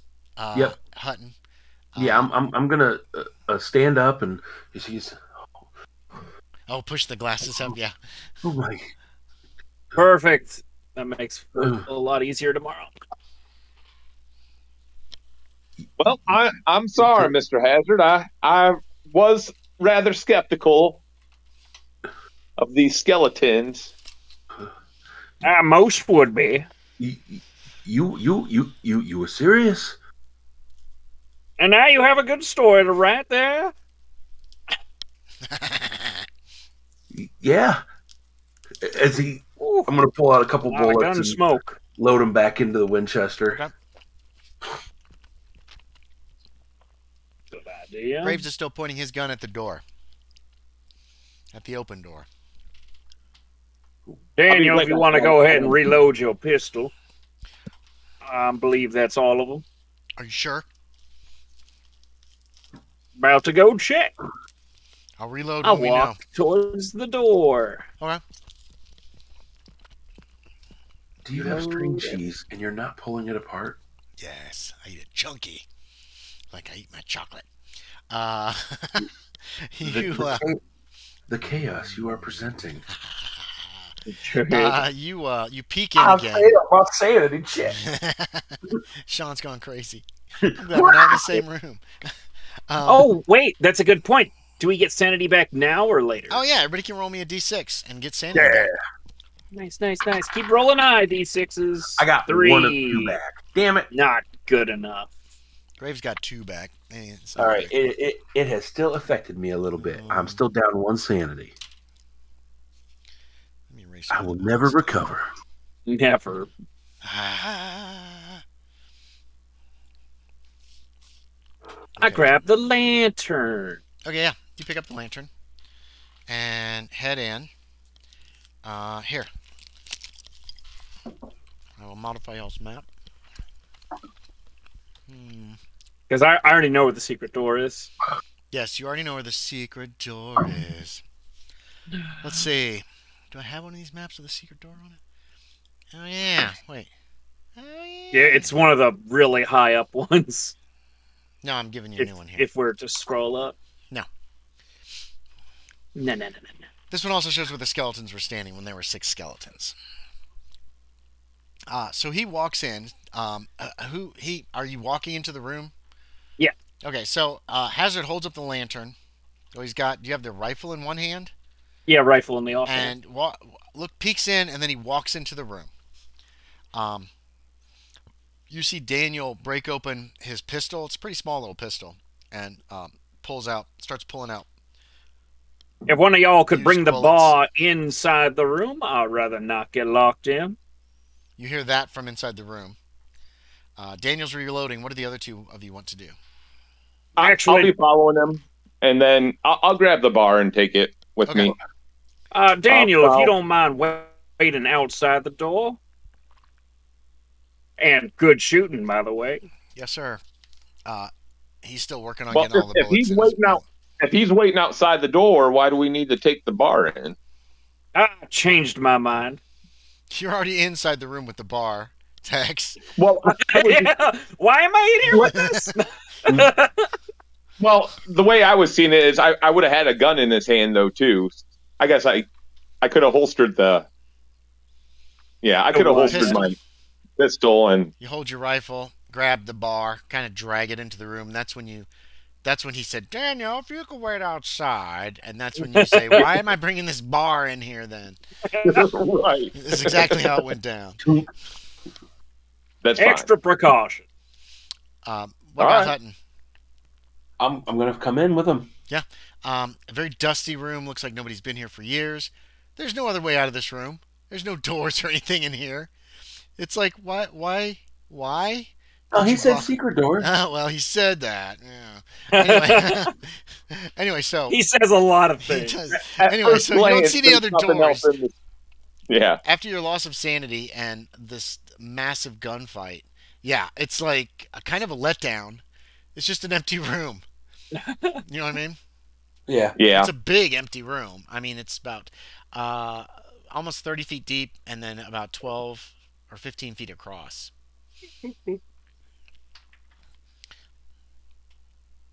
Hazard, what are you doing? You're kind of... I go over to the door. Sorry. Okay, you go over to the door and... Yep. Yeah. Push the secret. You push and nothing happens. You can still see where it is. I feel around. Okay, give me a spot hidden. With my hands. The spot hidden will basically give you a quick success. Otherwise, it's going to take you some time, possibly. You know the door's there, so he starts fiddling with this wall. What are Hutton and it's got to be here doing? somewhere. I'm probably going to... Go ahead, Aaron. You go just ahead. Be a little bit behind him and just kind of try to watch him, see what he's doing, like looking for. Okay, you give me a spot hidden there, Tex. What does Hutton want to do? Mr. Hazard, did you need help finding this secret door? The door's right here. I just got to find the mechanism to open. How'd you do on the spot hidden, Tex? I rolled a 35, and that's a regular success. Regular success. Yeah, it's just a wall as far as you can tell. Okay. Hutton, you see Graves outside the door. Walk over to the door. Obviously, the pistol's closed up now again, and just kind of stand there by the doorway where he can kind of see in. Plus, he can see out into the room you guys are just in. So he's kind of like obviously on watch. Eventually, Hazard, your hand. It takes. Make me one more roll. One more spot roll? No, just percentage. Just roll percentage. Tell me how you do. Oh, just percentage? Yeah. 83. It takes him like 10 minutes to fiddling around with his wall, before you find there is like a. It's actually pretty high on the wall. You didn't expect it to be quite that high. There is a flagstone that is loose, and when you start manipulating it, trying to pull it, trying to push it, when you push it, there's a click, and then when you push on the wall there, it slides open as a secret door. Nice. Here we are. Here we are.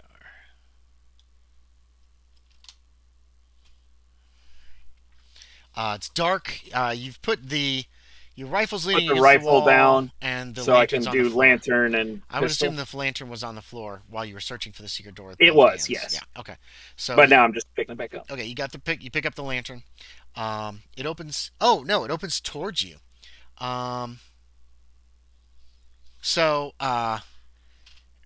Actually, it was lower. What you found was one. You didn't pay any attention because you're trying to like get a mechanism to work, and what it was there's a flagstone or not a flagstone, but a piece of stone that actually acted when you pulled on it. It clicked, and then it pulled the wall out towards you. Gotcha. The secret door opens towards you to reveal, piled on the floor in this room, a clutter of old and broken glass and earthenware. There are 3 small copper pots amidst the debris, and these appear intact. This is all piled right inside the door. So this is what you see before you even go in. Okay. And we're going to say this door pivots. It pivots wrong for where it is located in the room. You know what I mean? It opens. Yes. You grab it on the left and you pull it open, and so it opens to block the room a little bit. You know what I mean? Yes. Okay. I understand. So, so there's a pile of broken glass and debris and some copper pots right in front of you is the first thing you see when you hold up the lantern.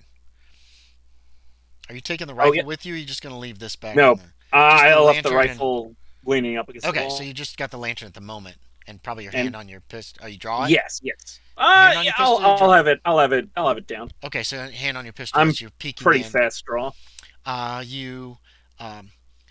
As you move into the room, your feet like crunch through this broken glass. And to the south, you see a bench runs down the west wall of what was obviously a laboratory.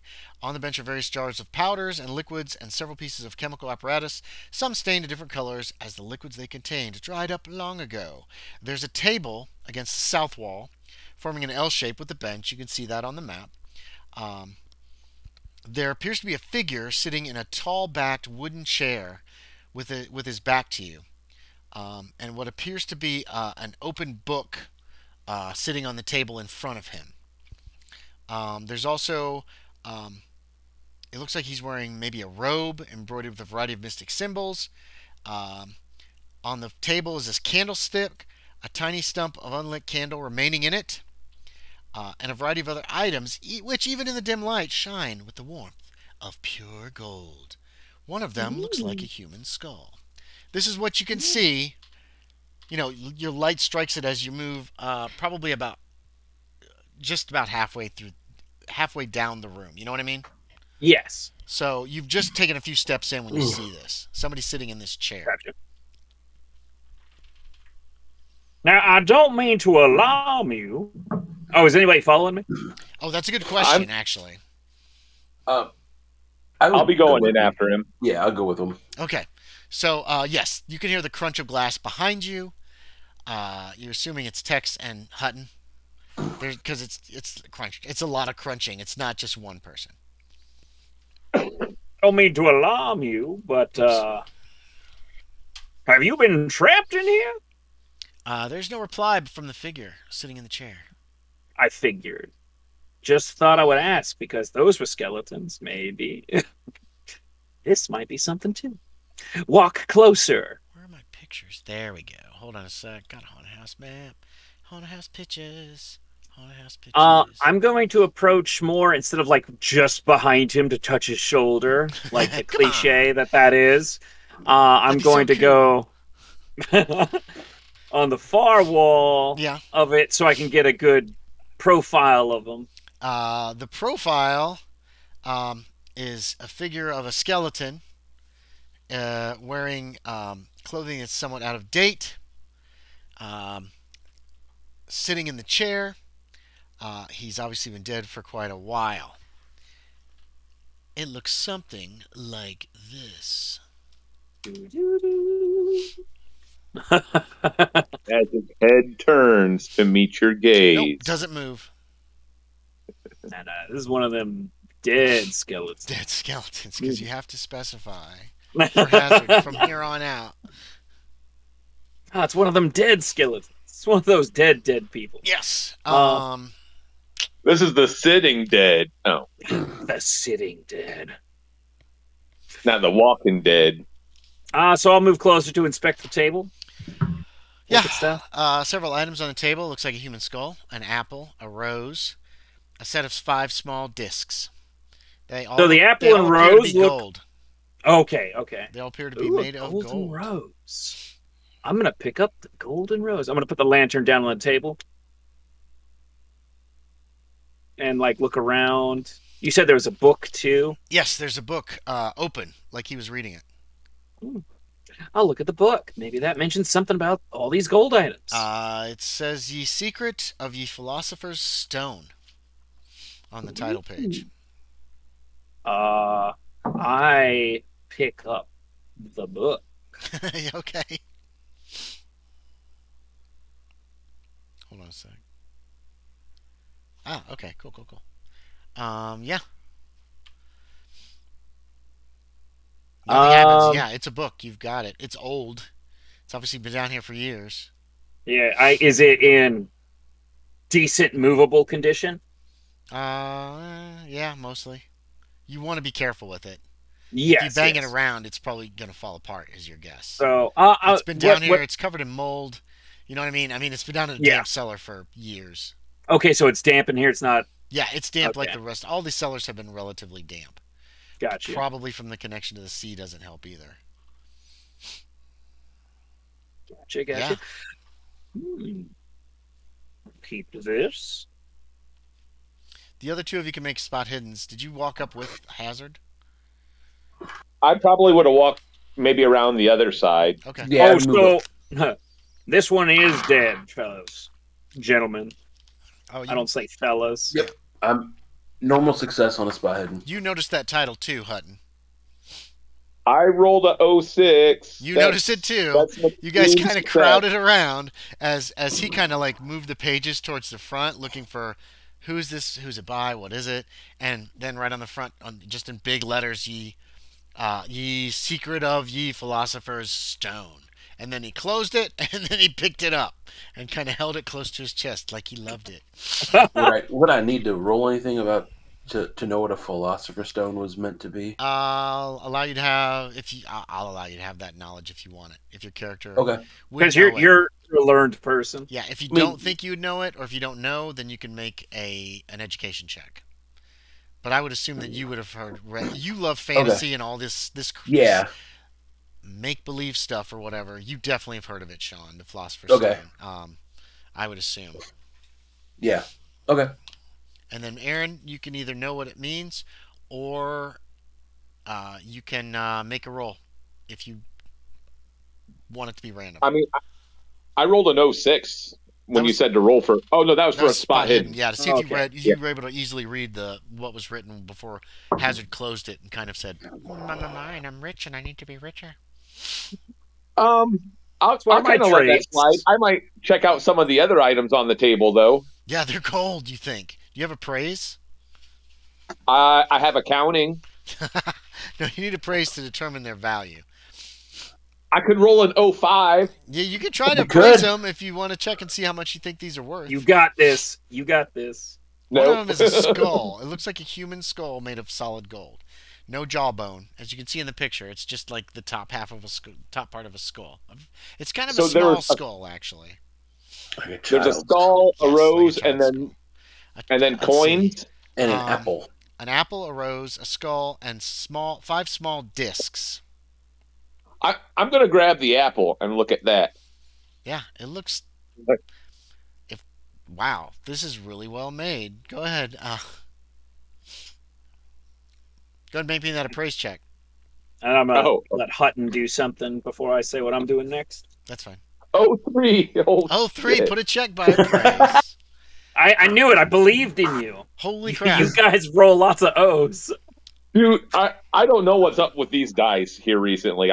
Yeah, my D6 roll real high, which is this nice. is solid gonna hit the gold. fan at some point in time. Your guess on it is it probably is worth about $150, maybe more, because it could be sold as art. You know what I mean? Maybe double that. I don't know how much weight there would be in an apple-sized piece of solid gold. That would be like at least half. Well, yeah, again, at least half of the size of a freaking brick of gold. What are they called? Bars, gold bars. Yeah, ingot.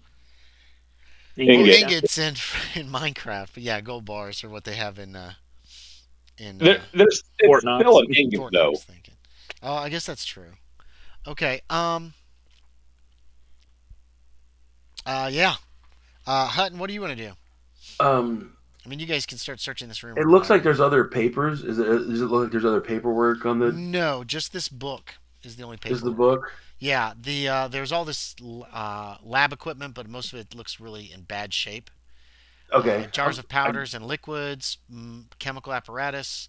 A lot of the liquids have dried up, and so they've just like stained the inside of the jars or bottles. I guess I'll check out one of the discs. I really don't want to touch the skull just because, yeah, that's a little weird. Plus, yeah, those scary You skeletons. like the weird, though. Come on, that's how we like it for you. Go ahead, check the disc. Yeah, check the disc out. Go ahead and make me a appraise check if you want to try to figure out the value. I will attempt to appraise it.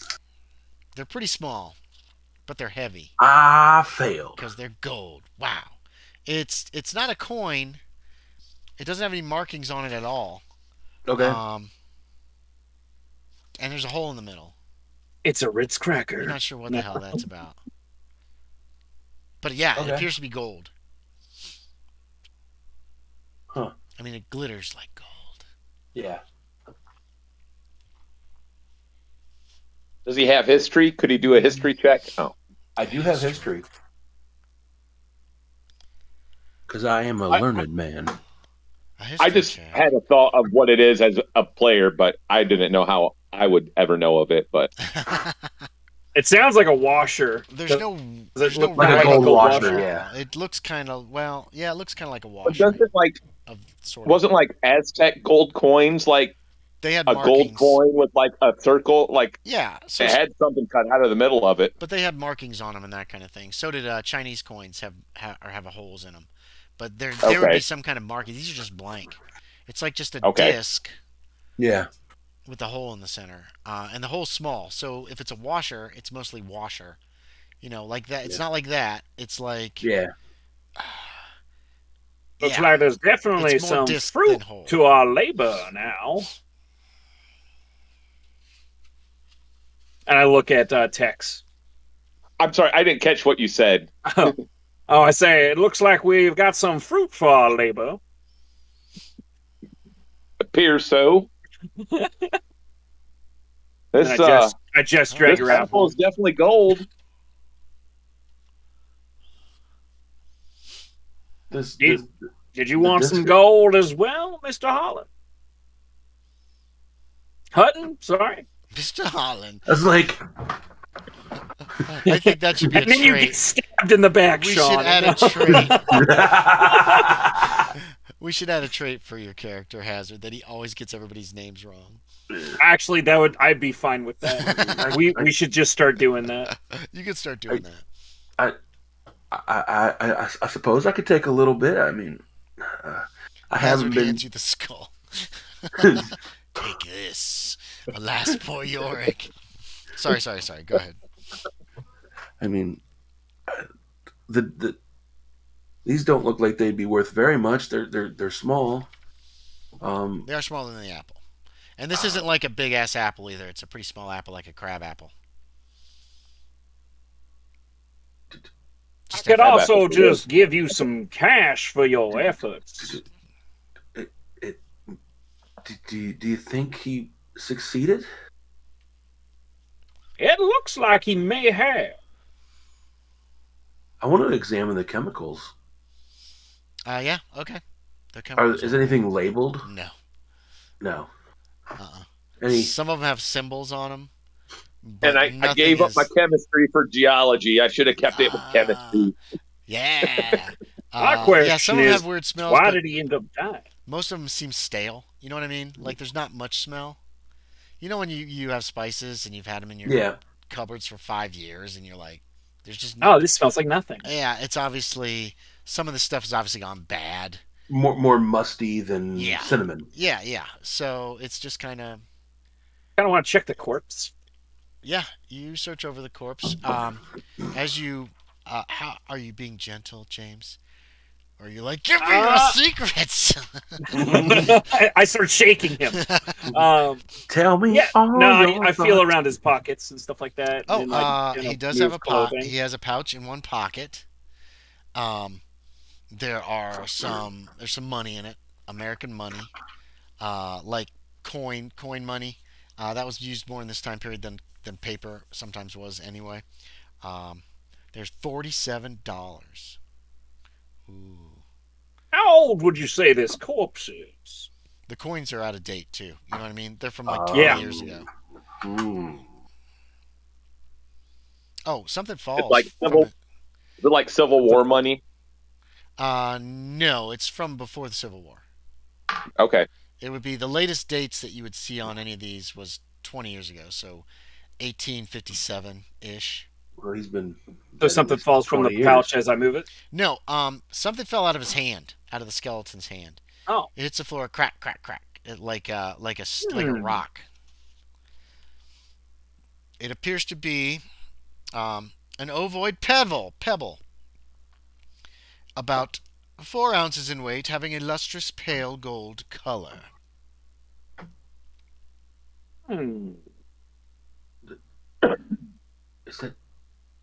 Is it possible? Sorry, I'm looking over definitely going to have some reading to do later tonight.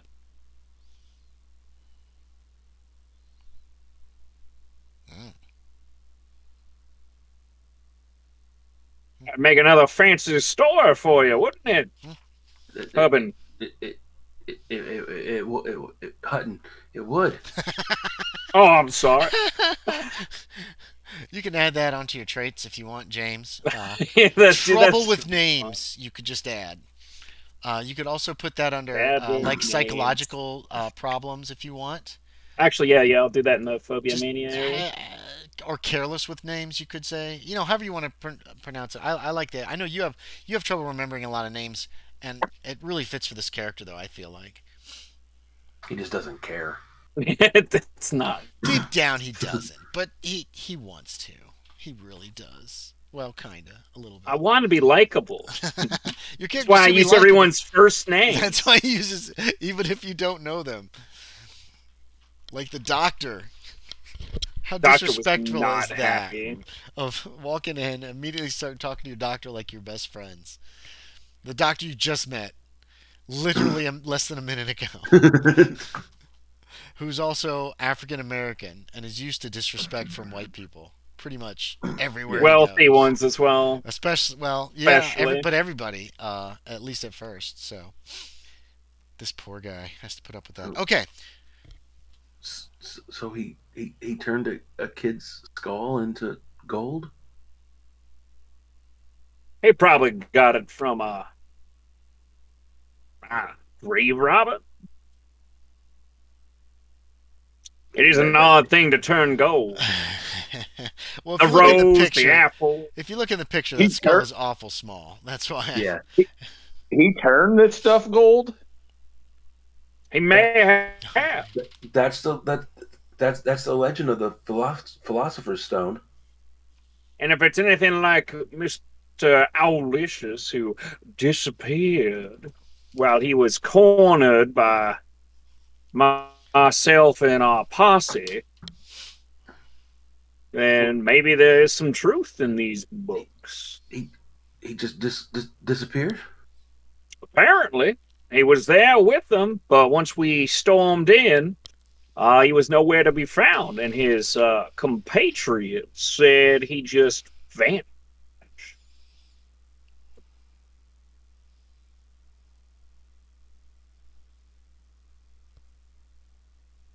Can I look over the corpse a little bit more? Mm-hmm. Or I really want to look over it pretty thoroughly if I can.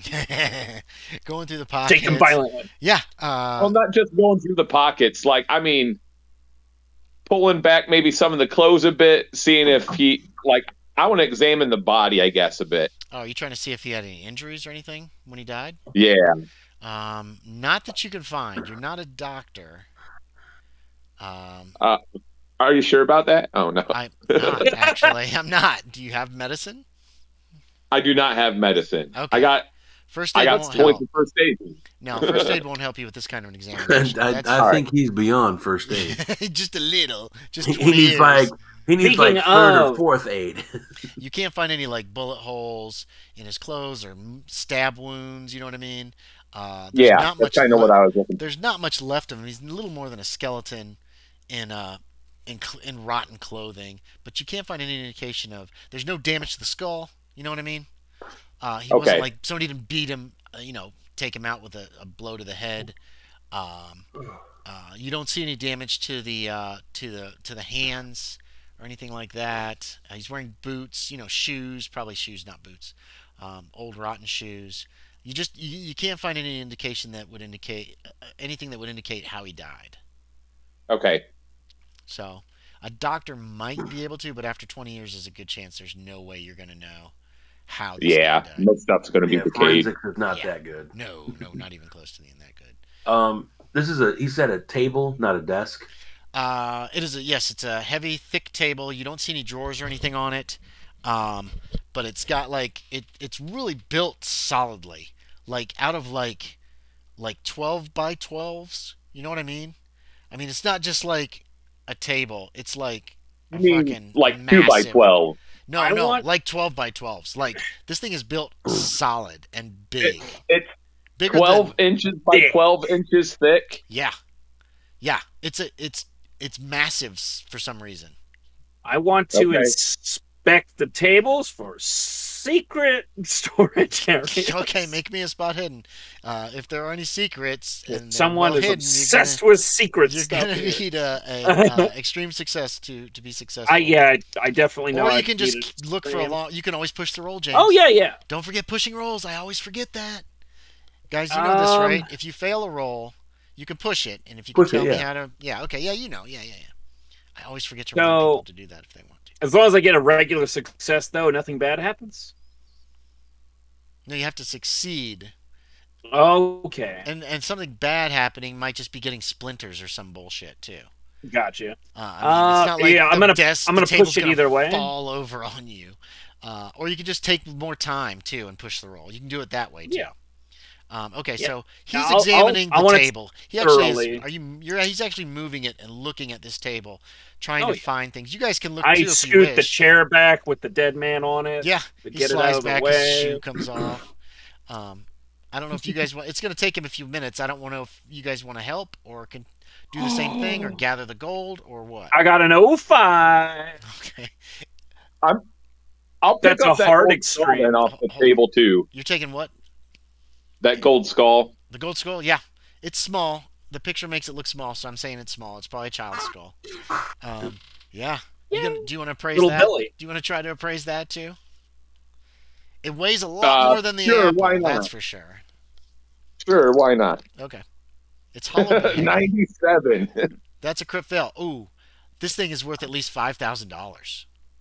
Oh, yeah. Oh, shit. Oh, yeah. What about Hutton? What's he doing while I'll grab up the other discs. Okay, yeah. There are If y'all could save me the rose. Discs. There's also that rose made of gold too. I'll grab it and move it out of his way. How do you grab it, Sean? Tell me how you. I thought Hazard grabbed it. I never grabbed the rose. He said somebody grabbed me that rose while he's like under the table, like tapping. I'm gonna grab it by the stem. It bends almost immediately. You know what I mean? Like it's solid gold. It's pure gold. Yeah. Which is so if you just grab it by the stem, the heavy top probably goes, you know what I mean? You can hear Hazard say that. As soon as it bends, you hear him go, "Careful, it's probably fragile," from down below the desk. Okay. Do you want to bend it back? Yeah. Okay, you bend it back and you're like, okay.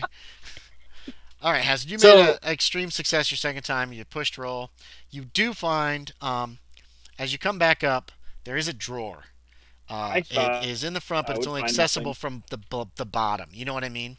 Like there's a catch down there, and when you meddle with it, it pops out. You slide it open, and there is another book inside this drawer.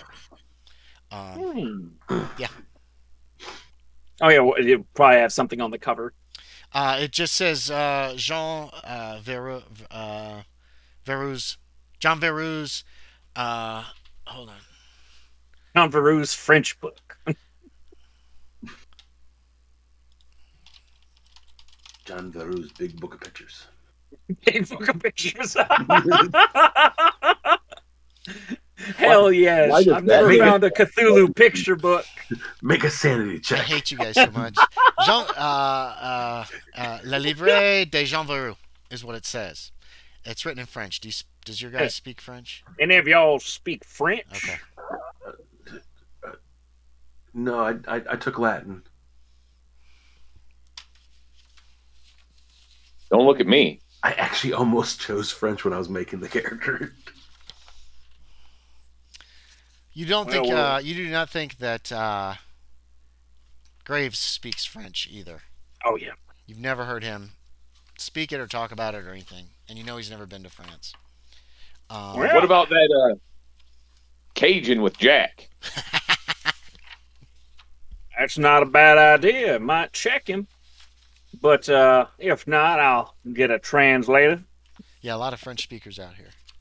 If it was hidden, it's important. It's you skim it and it's entirely in French. Oh yeah, and it's handwritten. It's a manuscript. I almost probably won't even open it. Looking at the title, you don't even open it. You saw the title and you're like, nope. Your Secret of Your Philosopher's Stone is that a manuscript? Is this one in better condition since it was in a drawer? Yes, it's also much newer. Then obviously it's not nearly as old as The Secret of the Philosopher's Stone, which I'm going to say is also a manuscript. So it's handwritten. So obviously very old. I mean, it looks very old. Handwritten means it wasn't published and printed at any point. You don't think that the desk has any more secrets to reveal, James? Sweet. I would have probably stopped at that anyways. Yeah, okay. And I honestly thought there would be nothing. Well, I was 50-50 because it's a thick as hell desk. It is an extraordinarily solid, big desk, yes. That probably was built that way just to hold this secret drawer so that he'd have a place to hide his livre. I do want to look around the room then too. There's if I can. Of course. There's a bunch of broken glass and 3 copper pots, small copper pots, on towards the north end, right in front of the door. You don't know what the deal is with that. You kind of kick it with your feet. It doesn't look. It's just broken glass, and the pots don't appear to have anything in them of any value. There's some gunk, dried up old garbagey stuff in one of them. Spittoon. I guess I'm kind of looking for any more secret doors in this room. I mean, Sure. Apparently this place is full of secret doors, so... You've already seen a secret drawer, a secret door, and I think they've told you there was a ton of other secret doors in this place too, which you haven't seen because nobody's shown you. But yeah, go ahead and make me a spot hidden, Aaron. Yeah, what you've seen so far is 2 secret doors One and the oh yeah, secret two. drawer. You're right. 2 secret doors. My mistake. Because there's one from the skeleton room to this room. I forgot. Yeah, I failed. I rolled a 76. Do you want to push? Yeah, let's put. Okay. What the hell? How are you gonna take? You're just gonna take longer and more. I'm just taking time. Yeah. Yeah. Okay. Make me another roll.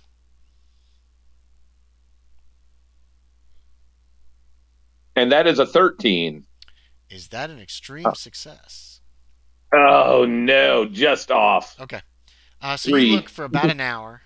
Use coins. Well, you pushed. You're going to succeed. But if you don't make a successful roll, then there's an unforeseen difficulty, or it takes you a long time. Your hands get all covered in this mold that's growing down there. Like, gonna get sick later. Yeah, I just brushed them off on my shirt. I don't care. I don't mind being dirty. It's fine. We'll give you a con You now check have later cholera. to see if you get sick. You can't get cholera from mold. Lung disease. He gets whooping cough. You die in 30 years from a terrible lung cancer. Which could have been caused by numerous things. He was in the mining industry. That's true. All right, so it's not a big deal. It just took you a while, and this molds. Your clothes are gross. Ugh, it's nasty. I said, he's been dirty before. It took him about an hour. He searched like very meticulously all the walls in this room. While he was searching? Aaron, did you search the wall that's connected to the skeleton room? No. Okay. So he's just took an hour to search, and it was time consuming and meticulous. Did the other two of you want to do anything? During that hour? Yeah, I would have probably... Yeah, my character would do it. I push the dead body out of the chair. Okay. You can all give me idea checks here.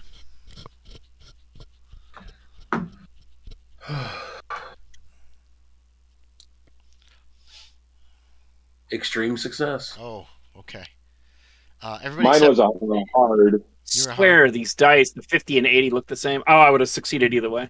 Okay. The marshal's probably going to want to know about this corpse, especially if it's Jean Verrou, who disappeared years ago, and then the mansion was abandoned after that.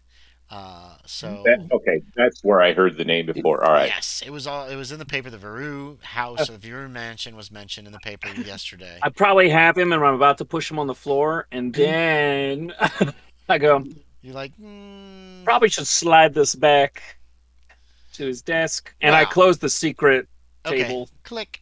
It was 20 years ago. It's not like a crime scene, but at the same time, if you just dump the body on the floor, there might be some questions. He was in the chair, but I wanted to sit down. The chair is pretty rotten too. It looks pretty bad. Oh yeah. Everything in here's got some dry rot, and mold is all over it, so it's kind of nasty. But if that was the only reason, yeah, that's probably not a good enough reason to desecrate a corpse. No. It's yeah. And besides, I'm rich. He's dead. You're probably going to want to tell the marshal at some point what you found, so he can examine it. They'll probably want to bring the doctor in to see if he can determine a cause of death, which is probably not going to happen. But and then possibly bury after 20 years of being gone, Verrou. So, or Verrou, or whatever I named him. Verrou. So it ended with an X. If it ended with an X, it's Verrou, isn't it? It is. Verrou. Did you find it, Aaron? The write-up? It's like Vireux, I believe. Oh, I wasn't looking, but... Oh, here it is. Yeah. Vireux. Jean Verrou.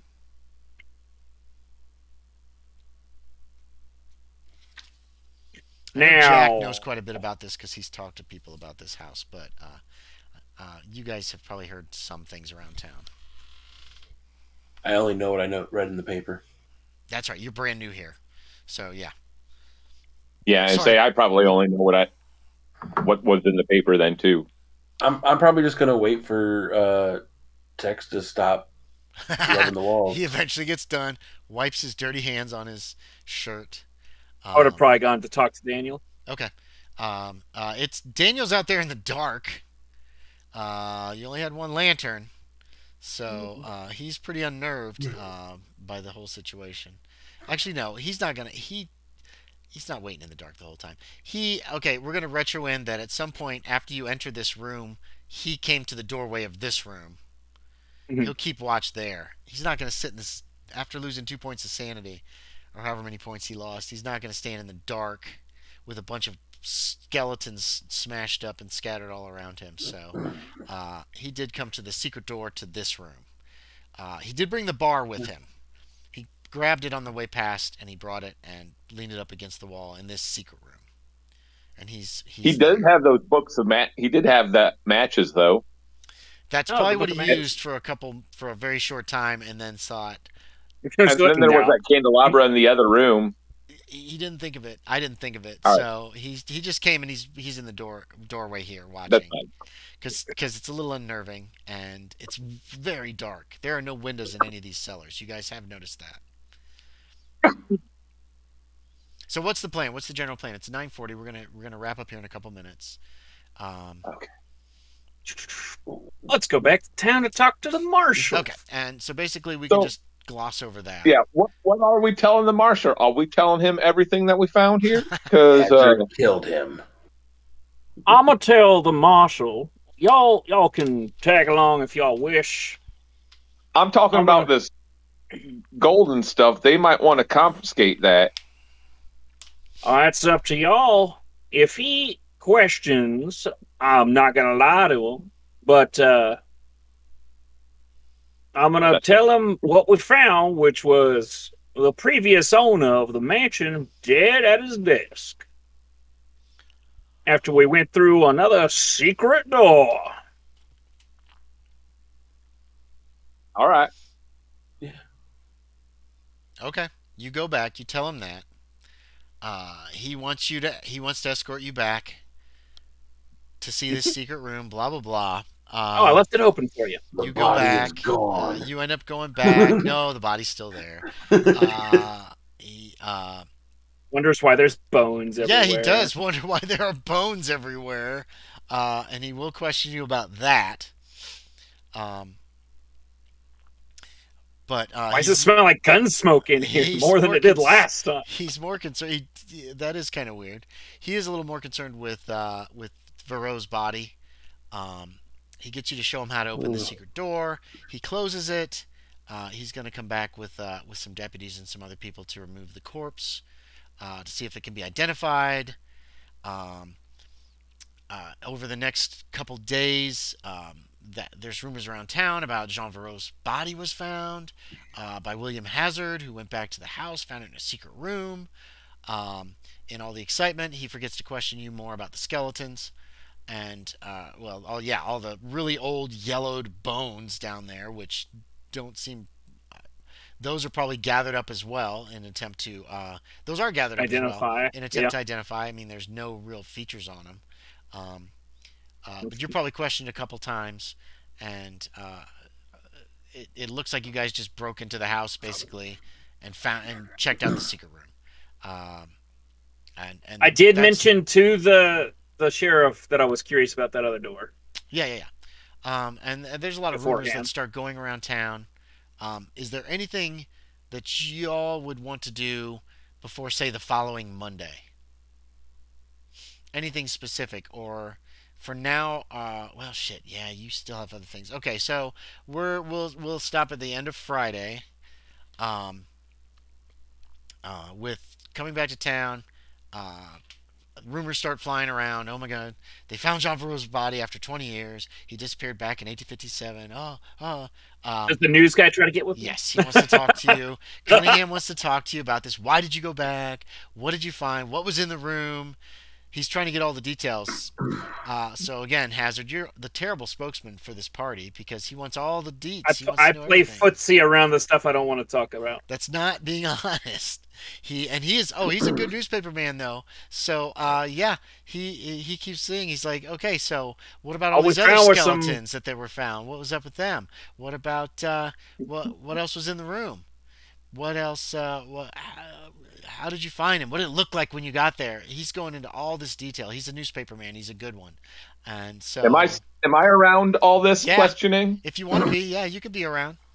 I'll leave a text to answer the monotony of Well, no, not the monotony. We just ran into this room and found a dead body. I think you need to leave us alone, sir. And I got a bone to pick with you anyway. Oh, do you? Maybe I won't leave it to him. Well, if it's not about this, then it'll have to wait, because I'm curious talking how you found out all this information about me and then decided to write it in the paper without my consent. Well, I don't need your consent to write anything in my paper, Mr. Jones. Freedom of the press is in the Constitution, and if it's true, if any I can say looking for me, you can help. If any trouble comes looking for me, you can help me out with that. Then, since you stirred it up. What trouble would I be stirring up, Mr. Jones? Nothing illegal, but I got people that may want me dead. So if they come looking for me, which people? What you're going to have to help me. I don't know their names. Well, why would people be coming after you? What did you do? I didn't do anything wrong. Well, what did you do that was right? I started I fought for the North. Sneaking off. You fought for the North. Yes, many people did. Mortimer Jeffrey did. He was a colonel. And I'm from Texas. You put 2 and 2 together. Well, sir, we're not in Texas. Washington was a free state, or a free territory at the time of the war, and remains a free territory. It's not a slave territory. We've had some problems with Democrats before. I would suggest, if you have any problems with Democrats, Southern Democrats, or the Klan, or any of those kind of people, I would suggest you talk to Mortimer Jeffrey. He'll run them out of town on the rail, but not until after he's tarred and feathered them. It's happened before. We've had trouble right after the war. We had quite a bit of trouble here, actually. 4 men came into town, started trying to rise the rabble, as it's put, and get rid of the Indians who were living, I don't know if you know Ed. Have you met Ed? I think he's seen him, but I may have seen him in the bar, but I think I left him alone pretty much. He's one of those, the Quileute that live up there. Mortimer decided to talk to these men by himself. We were all kind of worried about him, but it is his saloon. When we heard the sounds of fighting and burst into the room, we found one man under a broken chair and the other 3 attacking him. So, well, not we, but the townsfolk did. So they, those men were tarred and feathered, run out of town on a rail, and Mortimer said personally to them, if they returned, he would kill them each, with 1 bullet in between their eyes. It's been several years and they haven't come back. So I would suggest, if you have any trouble with anybody with a problem with you fighting for the Union, you talk to Mortimer. He will probably shoot them between the eyes. All right. I'll just leave. Okay, you turn and walk away. You've already left, Hazard, right? Okay. Yeah, well, yeah, during that conversation, I was just like, oh, Lawrence, come here for a minute. And my guy, looked at you and waved at you to come. Lawrence? Who are you looking at when you said Lawrence? Loren. Okay. It's Loren. Oh, I'm sorry, Loren. Now with some of the we're walking away. You guys leave talking, the saloon, if you're gonna walk with me. Yeah, I'll walk with you. Yeah, okay. While this argument's going on between Cunningham and Tex. No, now okay. It's not much with respect with what we found there, but for helping out today and doing such a stellar job. I knew you were in it for the stories, but I like to keep people that help me paid. So I wanted to give you this here $80 for that's a lot of money. helping me out with this very good find today. And that puts me at just what I got in the bank. Okay. Yeah, I was going to talk to you about that. I think at $80 to your cash, or right now. That was my last cash on me. Okay. At $80 to your cash. Hutton kind of has That's his walking around money. but Hazard, I was going to talk to you and Yori about that, and Star actually as well. I'm keeping track constantly. Right, because you guys don't really have an income in town currently. We're glossing over a lot of small charges and stuff like that, but yeah, definitely keep track of that stuff. If I throw big bills, I write it down. So Yeah, and I'm going to talk to them about that as well. I mean, Yori bought a house, so he doesn't really have a lot of overhead as far as that goes right now, except for food, if he doesn't want any. And but Star's still living at the saloon at the moment. I'm assuming he's going to move into a boarding house or find someplace a little less expensive. Um, but like Tex has a job. Tex is working. Anytime he's not like investigating, he's probably got stuff going on. So he's got this regular income. Yeah. Hutton's and Hutton's got kind of got it. Yeah, he's got kind of a job with the newspaper, writing these stories. I don't know, Hutton. Are you gonna write up the skeleton story? All right. So, are you gonna pass it off as true, or are you gonna put it in as fiction, though? I'm gonna put it in, and people can take from it what they want. Okay. Well, you'll have to have a discussion with that with Cunningham about that. Yeah. Okay. So, who's got the books? You need to jot them down that you have them. There is the French book. For sure. And we'll just call it the French book for now. And then there's the Secret of the Philosopher's Stone. Hazard had that one, the Secret of the Philosopher's Stone. He took both of them. Did he take both of them? Okay. Son of a bitch. And you were going to look and see if you could find... I'm sorry, my guy's greedy. That's one of his he's rich. You're going to try to find Fontaine to see if he speaks French. You might want to jot that note down, because I remember you mentioned it. You're still looking into Ned Shankshaft. We're gonna wrap up here in just a minute. This is just like Tex has people after him. I gotta look all over your character sheet and see who's. Yeah, and my character took note of that as well. I should have done that before the game, and I forgot tonight. My guy doesn't know whether his dad's still alive or not. That's fine. Dad's looking for him. You betrayed the Republic of Texas. Never know. We killed Mexicans for this place, just so we could have slaves. I found out that is kind of what Texas was all about too. They left Mexico because they wanted to have slavery. They left the Union because they wanted to have slavery. It's all about slaves with Texas, it seems like. Well, and didn't Texas have something worked out with the South? Like if the South won the war, Texas would be its own nation then? Oh, I don't know. I'm not sure. They were for a long time. Yeah, they were. They were trying not to be part of the Union, and I think that was part of, why they joined the Southern side. I think the South said, you can be your own sovereign state. Then I know they initially tried to run their own country, and then they started infighting. The people in charge started infighting, and it was shortly after that was when it joined the United States. But then I don't know about that with the Confederacy, whether they had some kind of deal like that or not. I have no idea. Oh, Appalachian Drew was here. I don't know what time. I just noticed it. Thanks, Appalachian Drew. Who's Appalachian Drew? Friend of mine from a watcher. Yeah. Oh, on your stream. Yeah, because I'm streaming right now and recording. Yeah. Texas is. Anyway, okay. That's why my guy got out. Yeah, smart. So Andy, how would I send for money since I can't do it by telegram? You have to write a letter. You can do it through the bank. Pretty much, and then have them stamp it too, and then you can have more money sent, and then you have to wait for it to arrive. It has to show up as cash, pretty much. Or a cashier's check of some kind that then the bank can then extend money to you that they know that they're going to get that money back through that check eventually. You know what I mean? So, but I have to wait for the money to arrive for me to actually start spending money again. Yes, through the mail. If I run out. Right. I mean, I think you brought quite a bit, but... I brought $2,000, yeah, but that's quite a bit I might of money. send for more. Yeah, you can. Just in case, like, I want to buy property, I want to... $2,000 buying quite a bit of property, and $80 has probably bought Loren Hutton. That's probably more than he's made in a long time.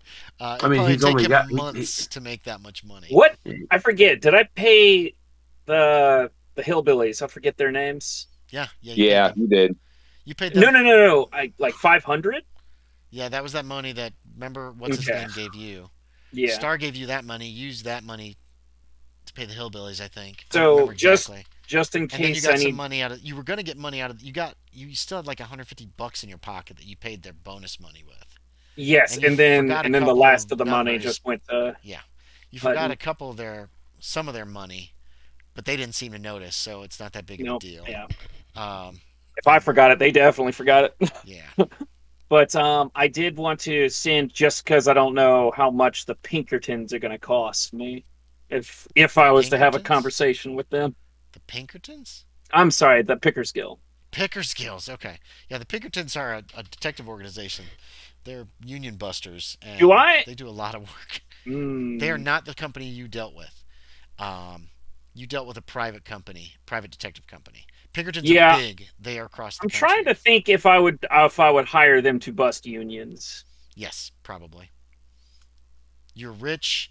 Basically, you're like a baron, a land baron in this time period. Okay. And, yeah, you're gonna want to bust. I have traits of kind and courteous, but that can just be my demeanor. Well, kind and courteous doesn't extend to operations trying to take your money. That's you know what I mean? Or you might not be a union buster if you're kind and courteous. You might. But I also have power hungry, so. Oh yeah, that's going to be in conflict then. You don't want to hurt these people. You just don't want them to have unions. What's 6-day work week, 50 hours? You know, yeah. Jesus. 6-day work week, 60-hour weeks. That's fair, right? Come on. They could be starving. You know, the rich of this time were terrible people, James. My traits are hilarious. It's like good traits, bad trait. Bad trait. Good trait. Bad trait. Good trait. Well,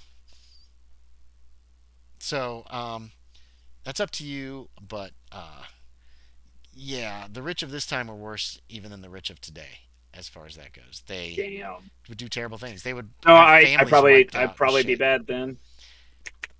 If you've probably had Pinkertons break up some unions. You dazzle people with money and you get them to like you. But if somebody messes with your business, you could probably be pretty ruthless about, not wanting to use 20 cents. Because I have that. Or whatever. 20 cents. You came up here on your own to track down these missing guns because whoever was doing it didn't do it. Was asking for money and couldn't do it. Maybe he disappeared. Remember? And so maybe he just took your money and ran. That's been suggested. He took the money and ran. Maybe he's Aloysius Karen, is what Jack Justice suggested. Maybe he's dead. That's come up at least several times from Hazard. So, all of the above. Gotcha. I'm going to go ahead just for... Sorry, I wanted to send for 6,000. That's fine. You realize that since the stage left on Thursday, that mail won't go out till next week, too. It could be up to a month before this money actually comes. But if I get Miss What's-Her-Name, because my guy's bad with names, I wrote it down, but I just won't address it anymore. Miss What's-Her-Name. I honestly want to kind of go back through and just delete everybody's names and then try to remember on the spot. What about the pretty girl with the short hair? Connie, yes, Connie. It's not her name. It's not even close. Her last name is Connors.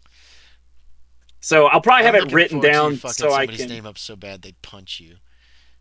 Start calling Tex taxes. What? Oh, I might call him Tax. Because I was thinking of how I could mess up Tex. If you talk with people on a daily basis, you're going to be able to get their name right. Where are you from, Tex? Just start naming them after different states. This is Delaware. This is my companion, right, Rhode Island. Questions, comments, suggestions. This finishes up Friday, the 30th, March 30th. We can't seem to get the timeline moving forward because you guys want to do so much, but that's fine.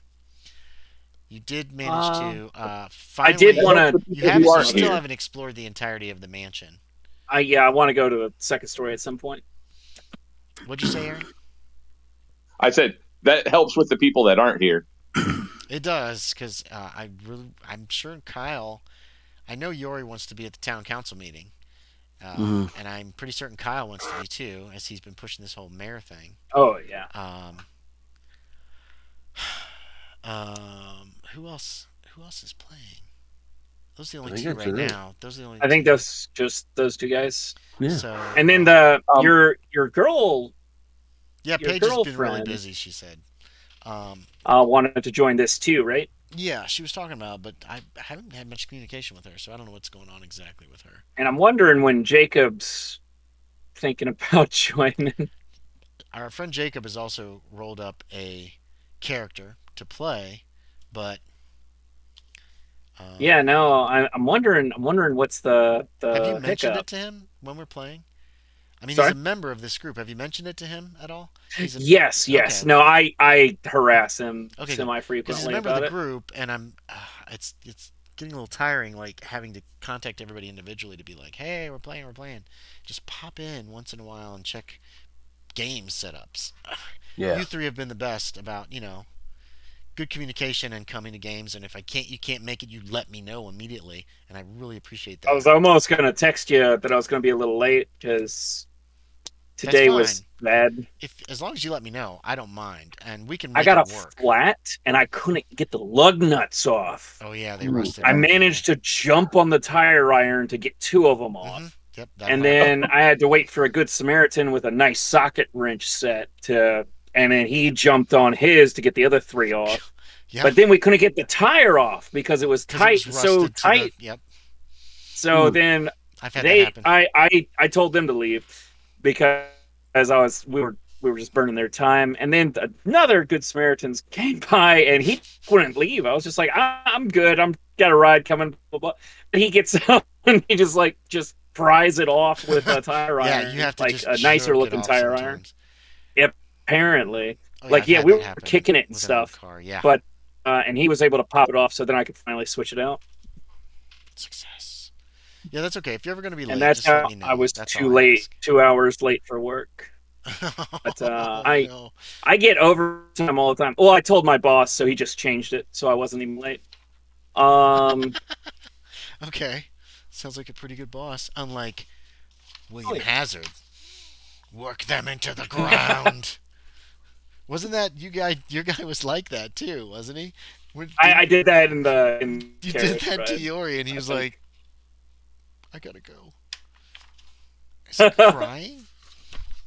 I was just thinking. No, it was because if somebody did something, yeah, you have to grind them into the dirt. What were you saying, Sean? You have to make them. I was thinking about that play test I did with that character for the Old West game. He just stood up and fell out his body. That was messed up. That character was supposed to be dislikable, but yeah. I figured, I don't know, I liked setting him up, even though he's kind of a douche. He is. He's definitely kind of racist. Yeah, he's supposed to be. He was fought for the Confederacy. He's from Tennessee, I believe, or Kentucky. I can't remember where he's from. Is that one of the ones that you played? He was from Knoxville. It was a play test for a. But I just kept being like, it was like this in the same world as ours. This guy kept turning into this goo and just poop, and all that was left behind was the skeleton or something. Yeah, spewed bones as it. So I'm just every time they mention it, so he just stood up and fell out his body. Yeah, and then Bridget would just crack up. She loved that. Yeah, that was not a successful play test. It was supposed to be a very short game, and I was not in the right. Took a bit. It didn't have to. I did not. I was not. It was my fault. I let you guys take too much time with a bunch of. Yeah, I'm trying to decide. Having fun role playing. I mean, of just rushing through. Stop. A part of me would actually like to use him as a backup character. Oh God, he's dead. Andy, maybe. Is he what dead? year is it? Oh no, but that takes place after this, Sean. That was in 1883, I think, or 1880. Right. So, well, I guess my backup character is. That would be bad if he died, because it is the same world. All my games are in the same world. My backup character. So it's character. 1877, right? 77. Yes. What's your Callum backup Dempsey.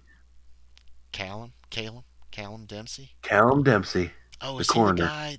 He's the Undertaker. Oh, he's the Undertaker. He comes to Saltmarsh. He's gonna set up competition with our Undertaker that's already here. Is that what you're saying? Good. Or now could work with him. New partner. Ooh.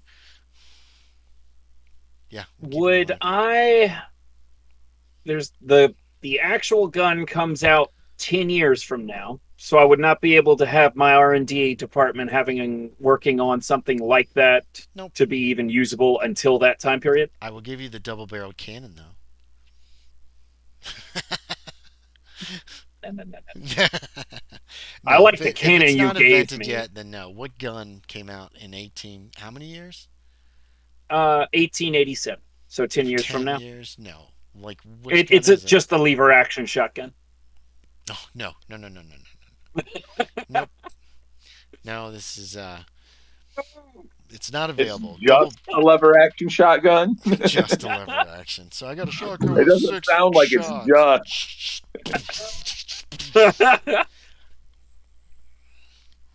Yes, okay, guys. For fanning, it's a penalty die per shot. Because I did double check the rules, but it's For every shot. yeah. Because almost all these guns are single action pistols. You have to cock it before you can shoot it. So And there's no fast shot when it comes to rifles. So the fanning, it's a penalty dice. The first one's at 1 penalty dice. The second one's at 2 penalty. No, it's just, everything's just each one's 1 penalty. That's just how the rules are set up. Okay. So if you have a high enough number, you might not care. You can get 3 bullets, but you also have to pick targets that are pretty close together. You can't be like pop, pop, pop. You can be like bang, bang, bang, because it still has to happen really quickly. Yeah. Right. So back when Jack West was allowed, that's I built him so he could do stupid things like that. Like he could fan. Well, fanning didn't matter because his to hit was ridiculous. Like but at 250%, it was stupid. Even at one stage out, it was still 100%. Well, it was still 125%. But it was just at extreme ranges is when his pistoleering was a little harder to do because it was only 50% to hit. I allowed them to raise one skill. Just one stat. As high as they wanted. Instead of having that he couldn't do a lot else. Yeah, he was a one shot. All he was a good shot. Now, of course, he could do like trick shots behind his back and shoot with mirrors and shit like that, and almost always hit. But and we just and pile on I had juggling. dice. I put some points into juggling, he was so I could juggle do like guns the and fancy shoot stuff. them at the same time and shit. It's like, God damn it, James. So I did set up a villain for him called Pete Sutter, who was I love almost Pete. as good a shot as Jack. I think his pistol was either 150 or 200. I think it was 150. He was a really good shot. They almost killed each other. They should have killed each other, but I screwed the rules up because they both shot each other on a train because James is an shot idiot. each other fucking dead. They were standing there with their guns pointing at each other, and James goes like that, and I'm like, okay, he shoots you at the same time, dumbass. They both rolled. I think I shot him in the head, and I got shot in the chest. No, you shot each other in the hearts, I believe. Oh, did we? And you should have been dead. Well, we had a doctor, so she saved both of us. And then her freaking medicine and first aid were astronomical. Was so freaking high. So she was really good. Because I was like, this is going to be like a Wild West game. More than like a realistic Cthulhu game. Plus, I had all kinds of weird gadgets and stuff coming from that crazy professor that touched the orb or whatever, the crescent. Yeah. And, oh shit, I need to stop recording. And stop streaming. Hey... I don't think anybody's watching, but we're gonna raid. Thanks for watching, everybody. Wait, we're gonna raid somebody. We'll raid Myth Brigade. They're doing tabletop RPGs. They have 1 viewer right now. So we will jump in. We will start the raid. We raid in 10 seconds. Da da da da da. And then I'm gonna go ahead and